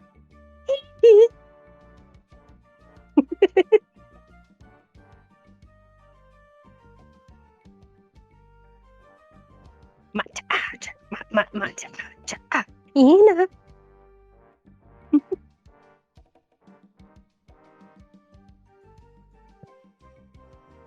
Martin, Martina, Martin, Martin. В это время, когда проявления гона были особенно активными, нам приходилось запирать батю. If you now have the mental image of a Michael Jackson Martina, enjoy. I hate you. Не будешь нападать? What? It's a hee-hee. Открыть, да. Нет, Вадюша, знаешь, пока ты не успокоишься, мы тебя точно не откроем. Да. Вот такой вот соболь в горе. Это еще не самое худшее проявление. I'm going back to my other playlist, so you'll be hearing it through the mic, Tanya. I'm fine with that. Or not playlist, but video. Lo-fi Star Wars music. Honestly, I don't give a damn. You do you. I'm the guest here.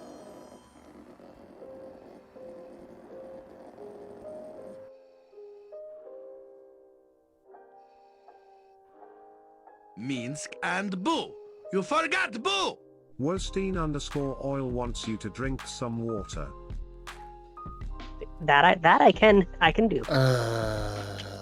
That means I gotta go get up and go get more water because I've been out for a while now. You mean to tell me that you don't keep a 3-liter jug by your desk? No. I have a water machine.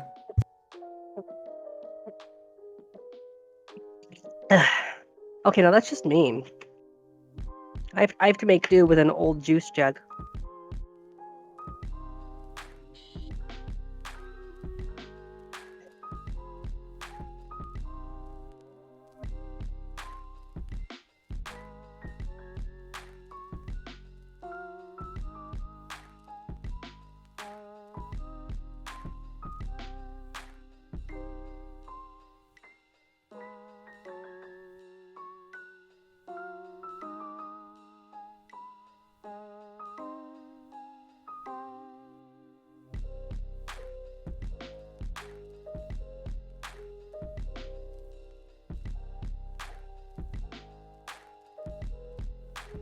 I've got a mug and a water machine with refrigerator system. Sirio Khan wants everyone to see the sleepy Japanese Marten mums. Well, to be fair for me, my water machine is only like 10 feet away.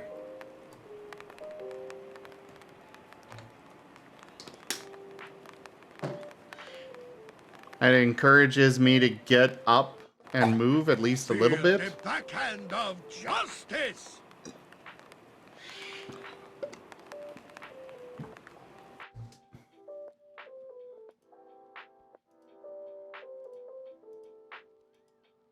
Feel the backhand of justice!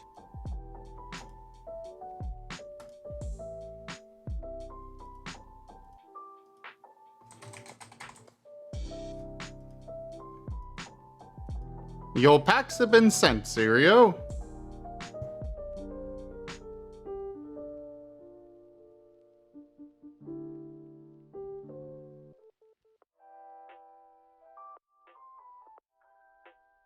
So I just discovered an additional depth to the joke that I did there.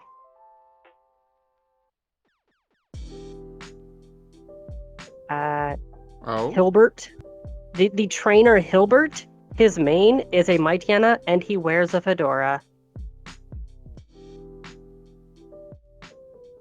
So there's an added depth there in terms of the Michael Jackson Mightyena. Somebody stop her, please. Can't stop, won't stop.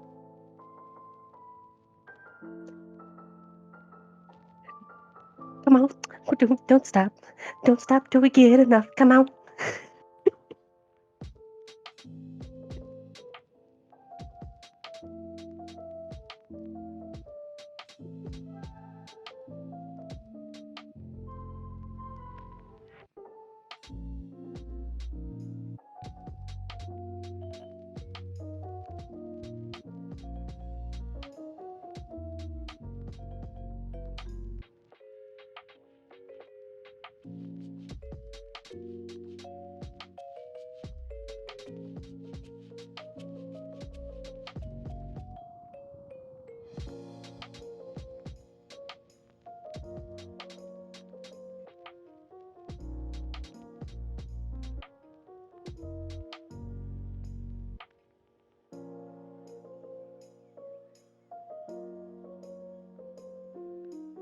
I command pure chaos!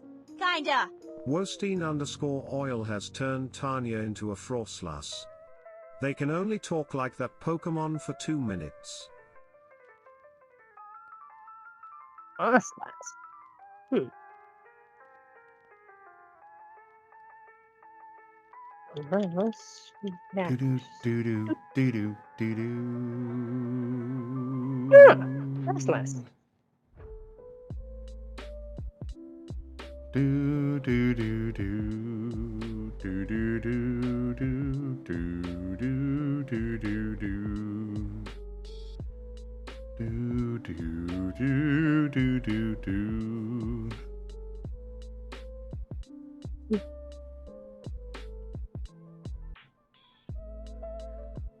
Frossa las, frossa las, frossa las.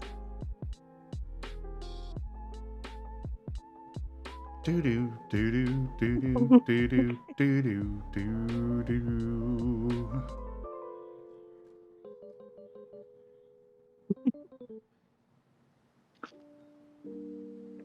Frost.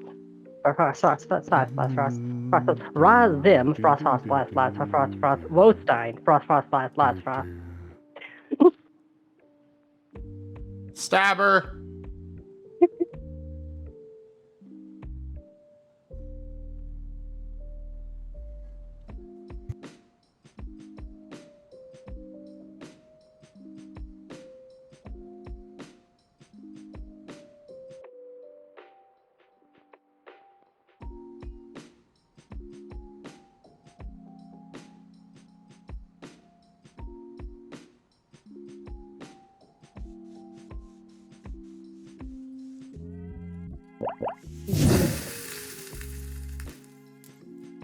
Think fast, Tanya, because Wostein_oil is smooching you.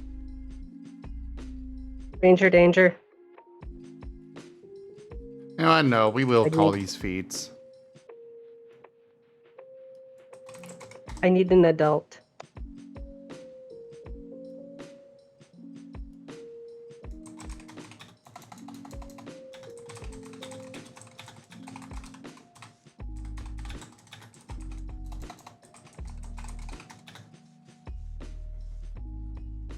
You're still a Frostlass, though.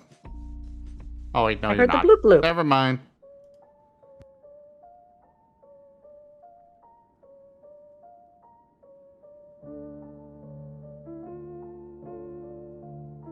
Telling people to stab me. You're the one that should be stabbed. You're not even watching your timers.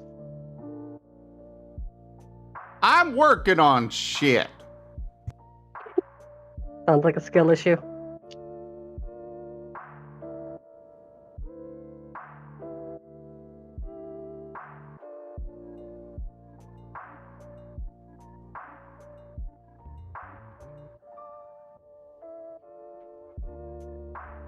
I mean, technically, I'm working on shit too.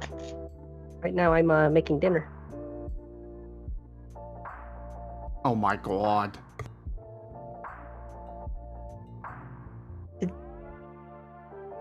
Did you just turn northwestward for a second there?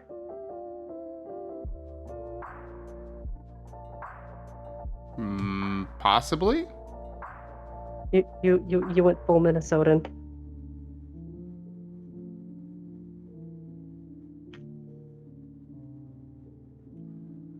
Hello there, Neo. The unrelenting excitement of data management? What?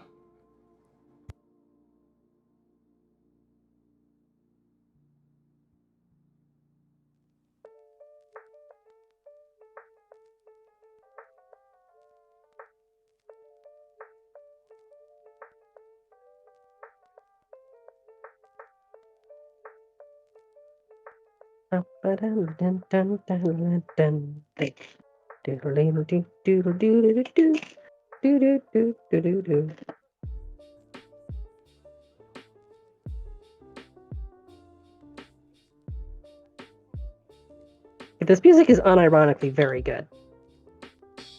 Oh yes, it is. Good night, Dunbrine! Yes, Stabby the bunny. That is what the antlers are for. They're multifunctional.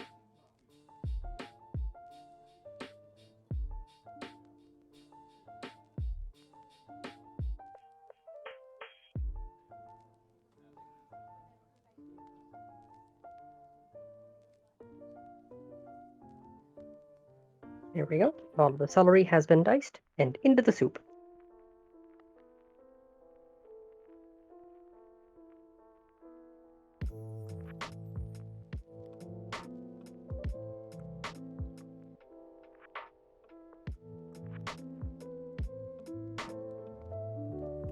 Yep, then your stream is now technically a cooking stream.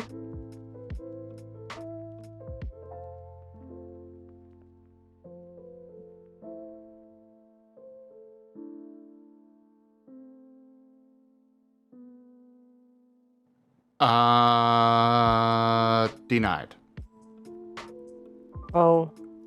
Well, I guess I can't be here then. Because bunny cooking. How do you figure?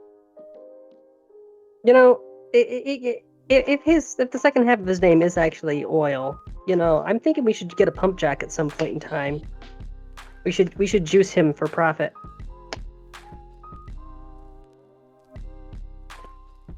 What thing changed for a second time?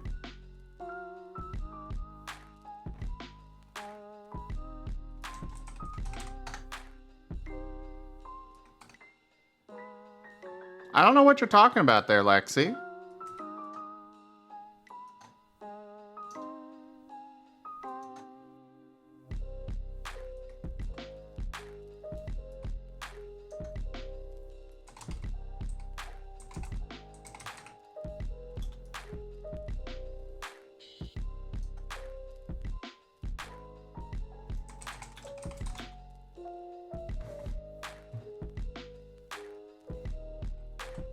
Pretty onion in the soup.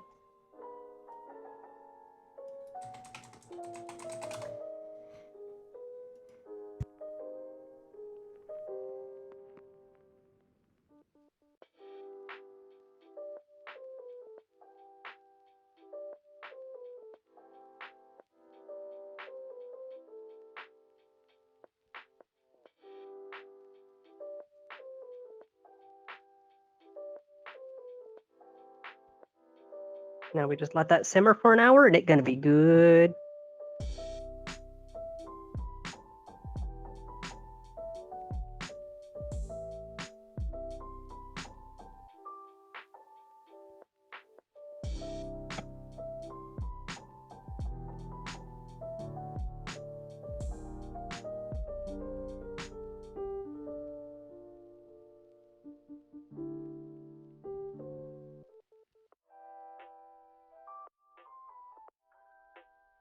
Yeah, I was gonna say, Syria, they're not Pokeroll.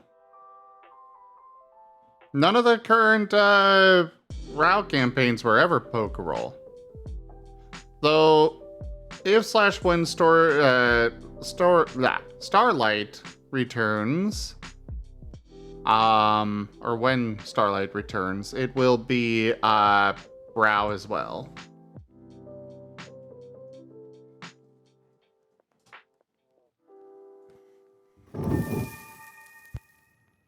Wostein_oil says, already did.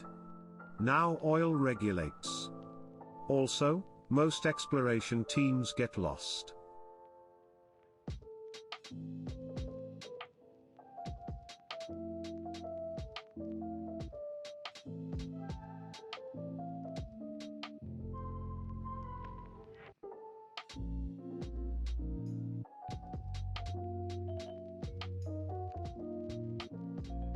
Exploration teams getting lost. I feel like that's personally just talking about me there. So mean.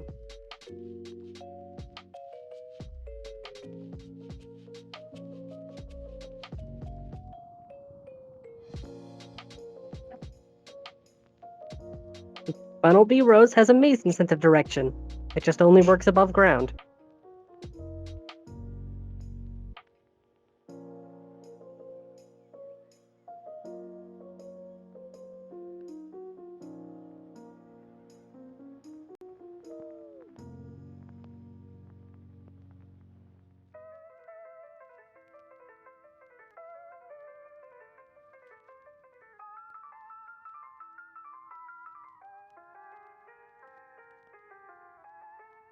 Do do do do do do do do do do do do do do.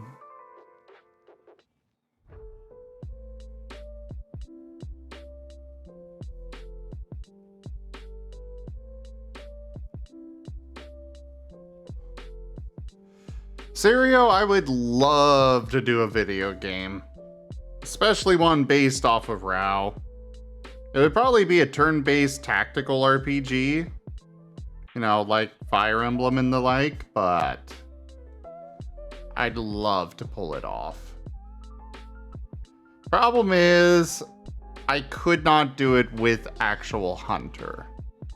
Hunter is way too close to the existing Poochyena. It's possible I could get away with Squirrel?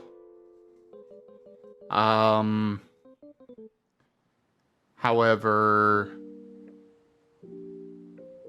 it's debatable. Do, do, do. Wostein_oil says, Nartania just jokes of SCP explorations into feather space going awry. Ah.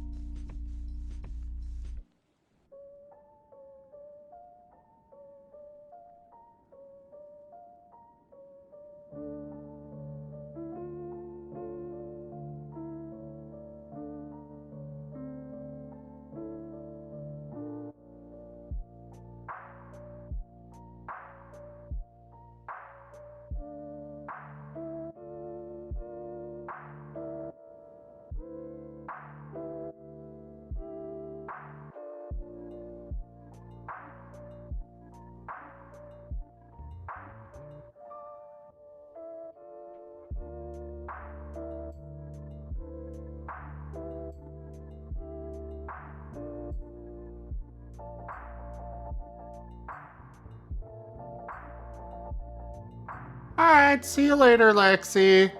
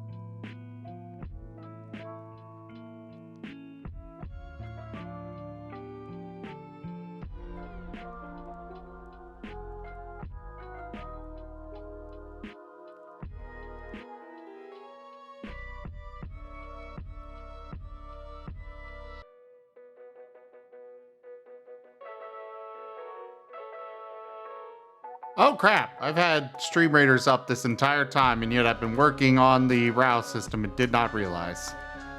Oops! That'll be it for Stream Raiders tonight.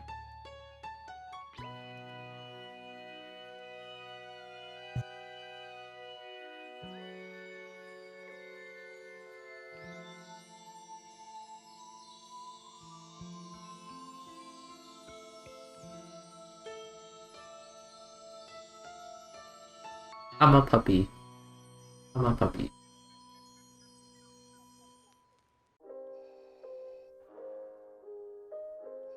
What? You're a puppy. Yeah, well, where did that sound come from? I was like, did someone just hop into chat? Like, no, there's nobody else here.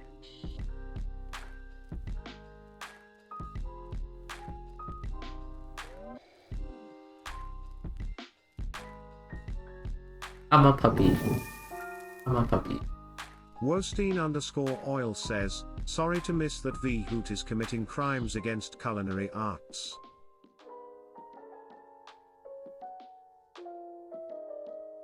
Oh no. What are you doing, Wostein? What are you mutilating?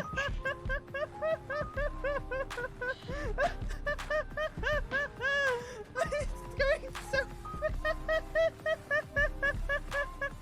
I love physics.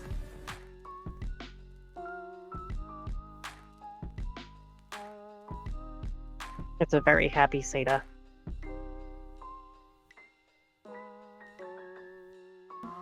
Oh my god. Ah! I'm a puppy. Oh, it's a chat prompt. Okay, I was Yeah. confused. I never heard that one get played before.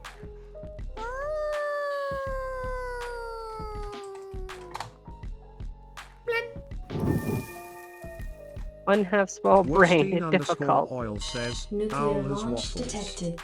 Owl has applied buffalo sauce, cheese, and strawberry.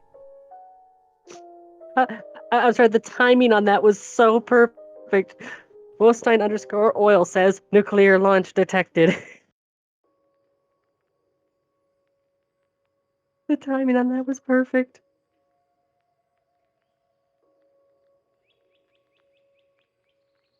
Okay, yeah, that's a weird one there, whoa.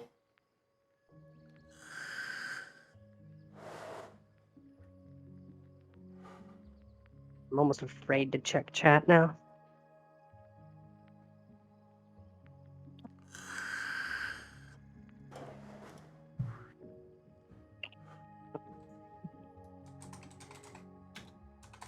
Cheese, strawberry, and buffalo sauce on waffles. Take out the strawberries and I think it's good. Eat the strawberries by themselves. I really want to hate that, but I have nowhere to speak because I've made equally aberrant things.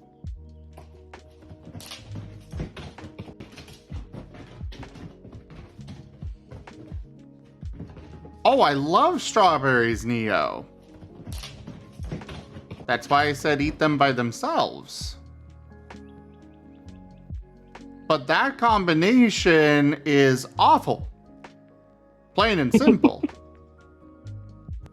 Yeah, I'm with Zim on this one.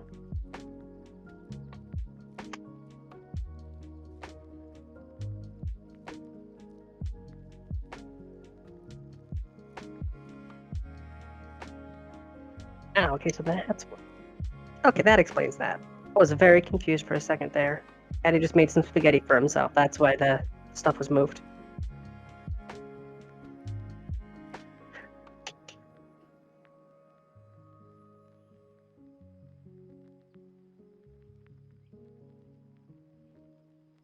Honestly, take out either the buffalo sauce or the strawberries.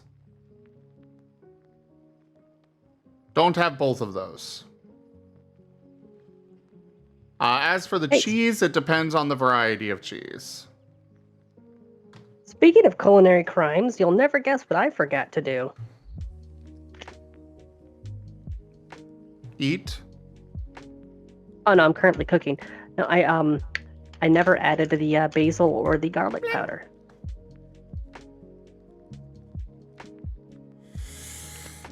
Extra sharp cheddar?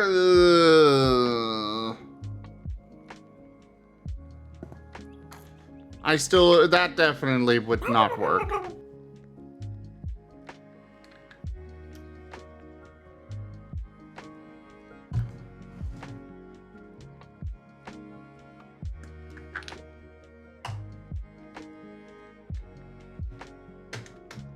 Okay. Well, that there are actually seasonings in it, now I have to stir the crap out of it.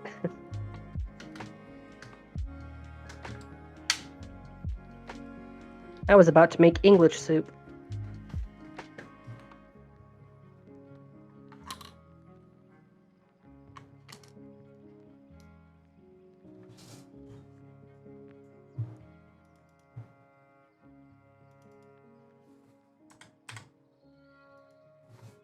Here we go.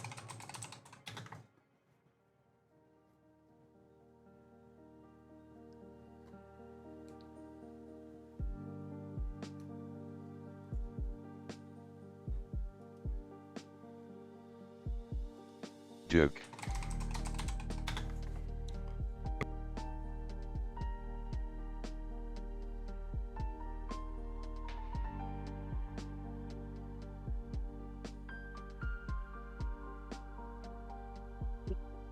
Objection!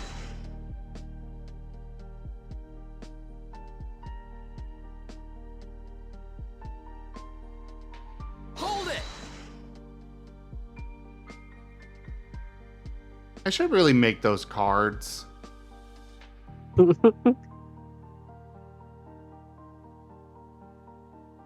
Make it a card and add some text so that way people can say, this is the thing I'm objecting to. I like that idea. But the main reason I want to move them away from where they are right now is the fact that every time those are redeemed, they show up in the same area that my the ethereal influences and the cards are. So if I get a whole bunch of them played, I have to go through and individually hit the check mark on each one. Ouch. Yeah. Otherwise, they just litter the entire menu.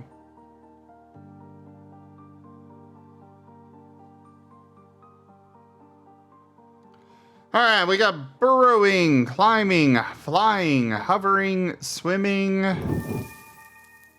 What other special movements would we have? Oil says, fair opinions. I looked at fridge and said, what should I top it with?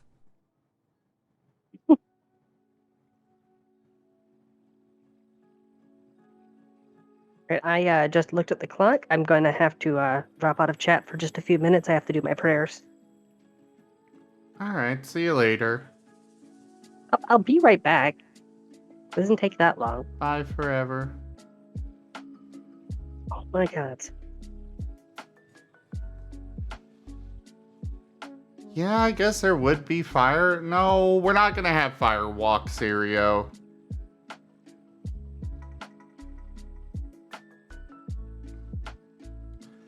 These are for things where they typically would be,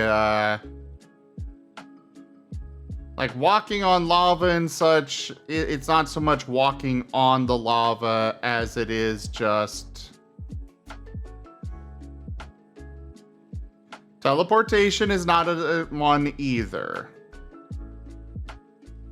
That one is available with a move.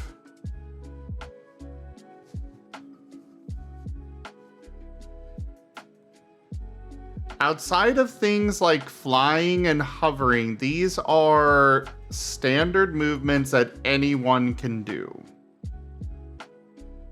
So basically, it cannot require a move. And it cannot normally harm somebody. Honestly, if you're trying to walk through lava, you're going to be taking a whole bunch of damage, but it would be considered rough terrain. We're not giving anybody advantage on that.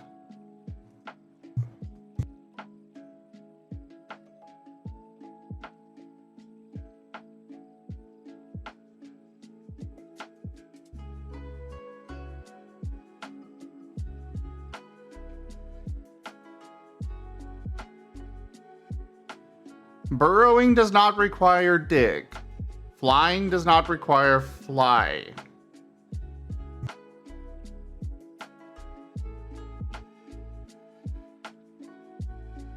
Serio, I am getting annoyed by you pushing this.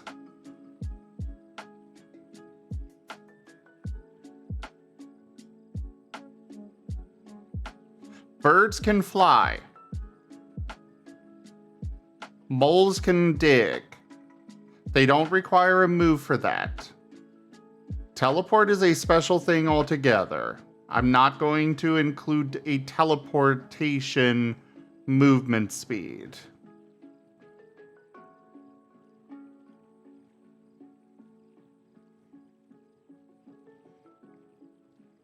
Phasing is a good one to include, definitely. I will agree on that one.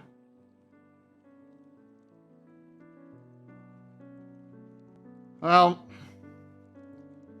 phasing I think we're not going to include into this list so much as it's not so much a movement as it is an ability.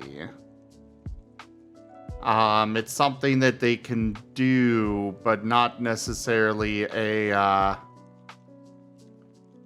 it by itself would not grant movement speed.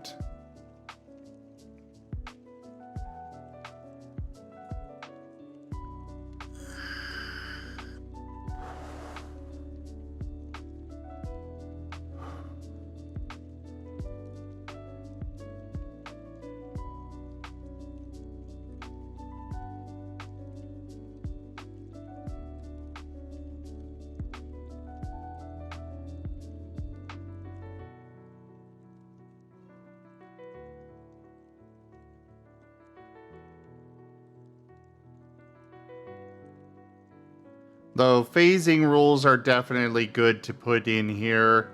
I'll just have to figure those out.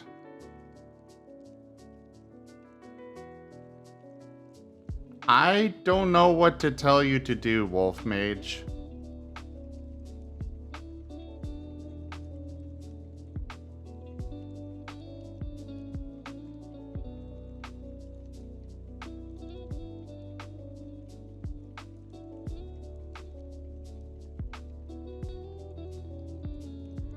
I mean, you're here, so you've clearly got a light.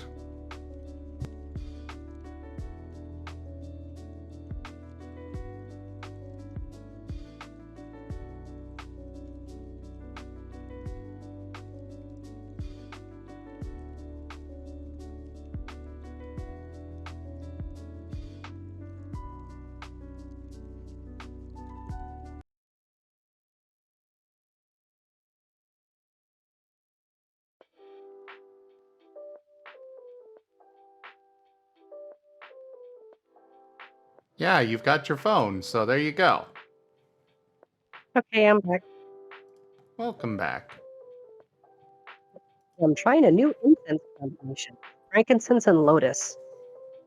I have no idea how that's going to end up smelling.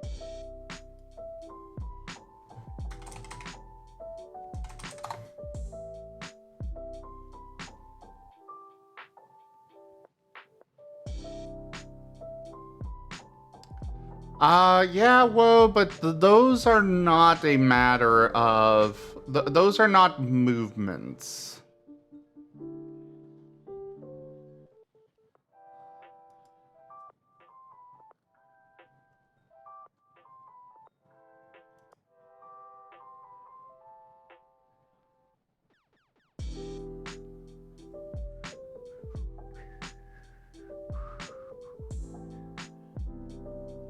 Do do do do.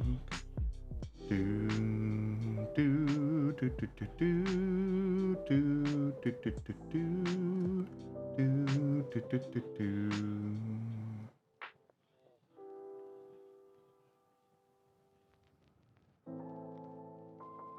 This is very much vibe for me right now. Listening to lo-fi Star Wars by candlelight, eating soup.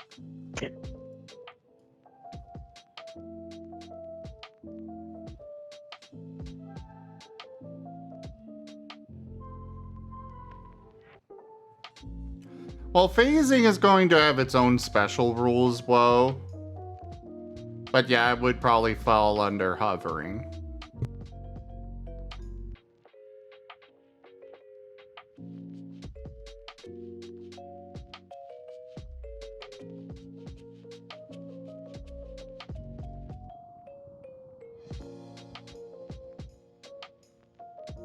Yeah, jumping wouldn't fall under this.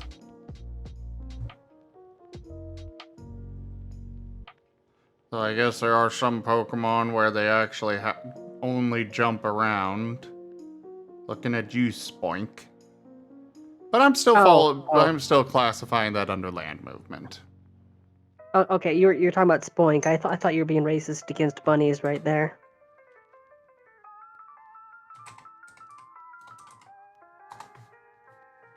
I thought Zim was doing a heckin' mean.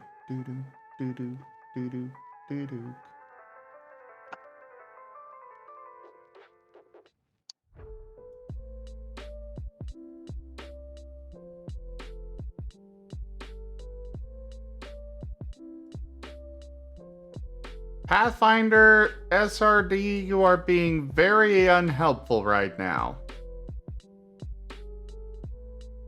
You're welcome, Zim.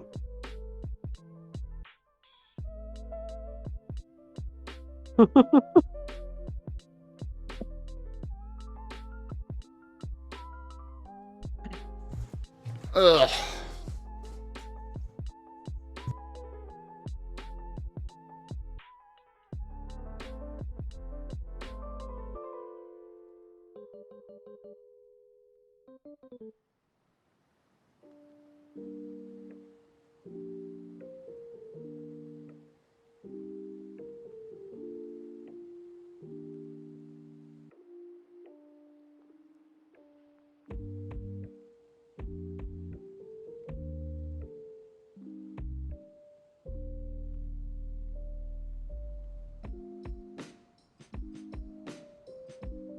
do, do, do.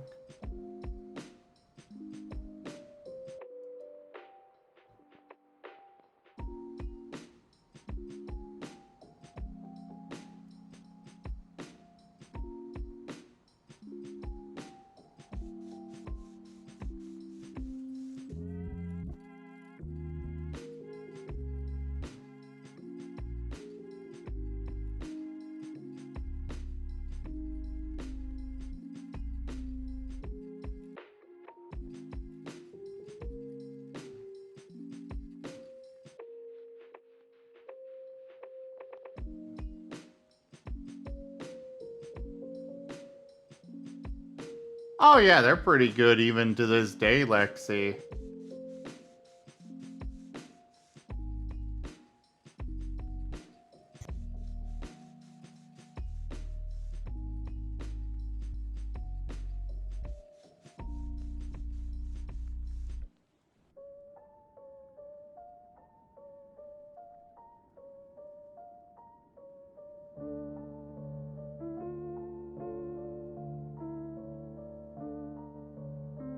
Alright.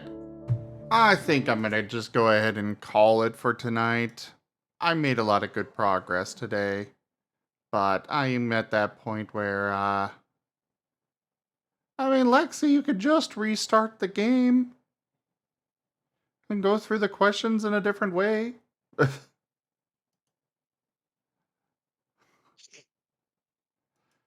But anyways, thank you all so much for joining us today for this Streamworks stream. Check out our website, zgfgaming.com. We've got links for our Discord, Telegram, Mastodon, Blue Sky, Patreon, and more. They're on the website as well as down in the description below through our link tree. Thank you to my patrons, tippers, and subscribers. You keep the channel alive. I can't do this without you guys. Consider becoming a patron over at patreon.com/zgfgaming. It's one of the best ways to support the channel, though you can also do so by tipping to the channel directly, or by coming by and hanging out. And of course, don't forget to share the stream around. But for now, thank you so much for joining, subscribe to our YouTube, and I bid you all the most fondest adieu. Farewell.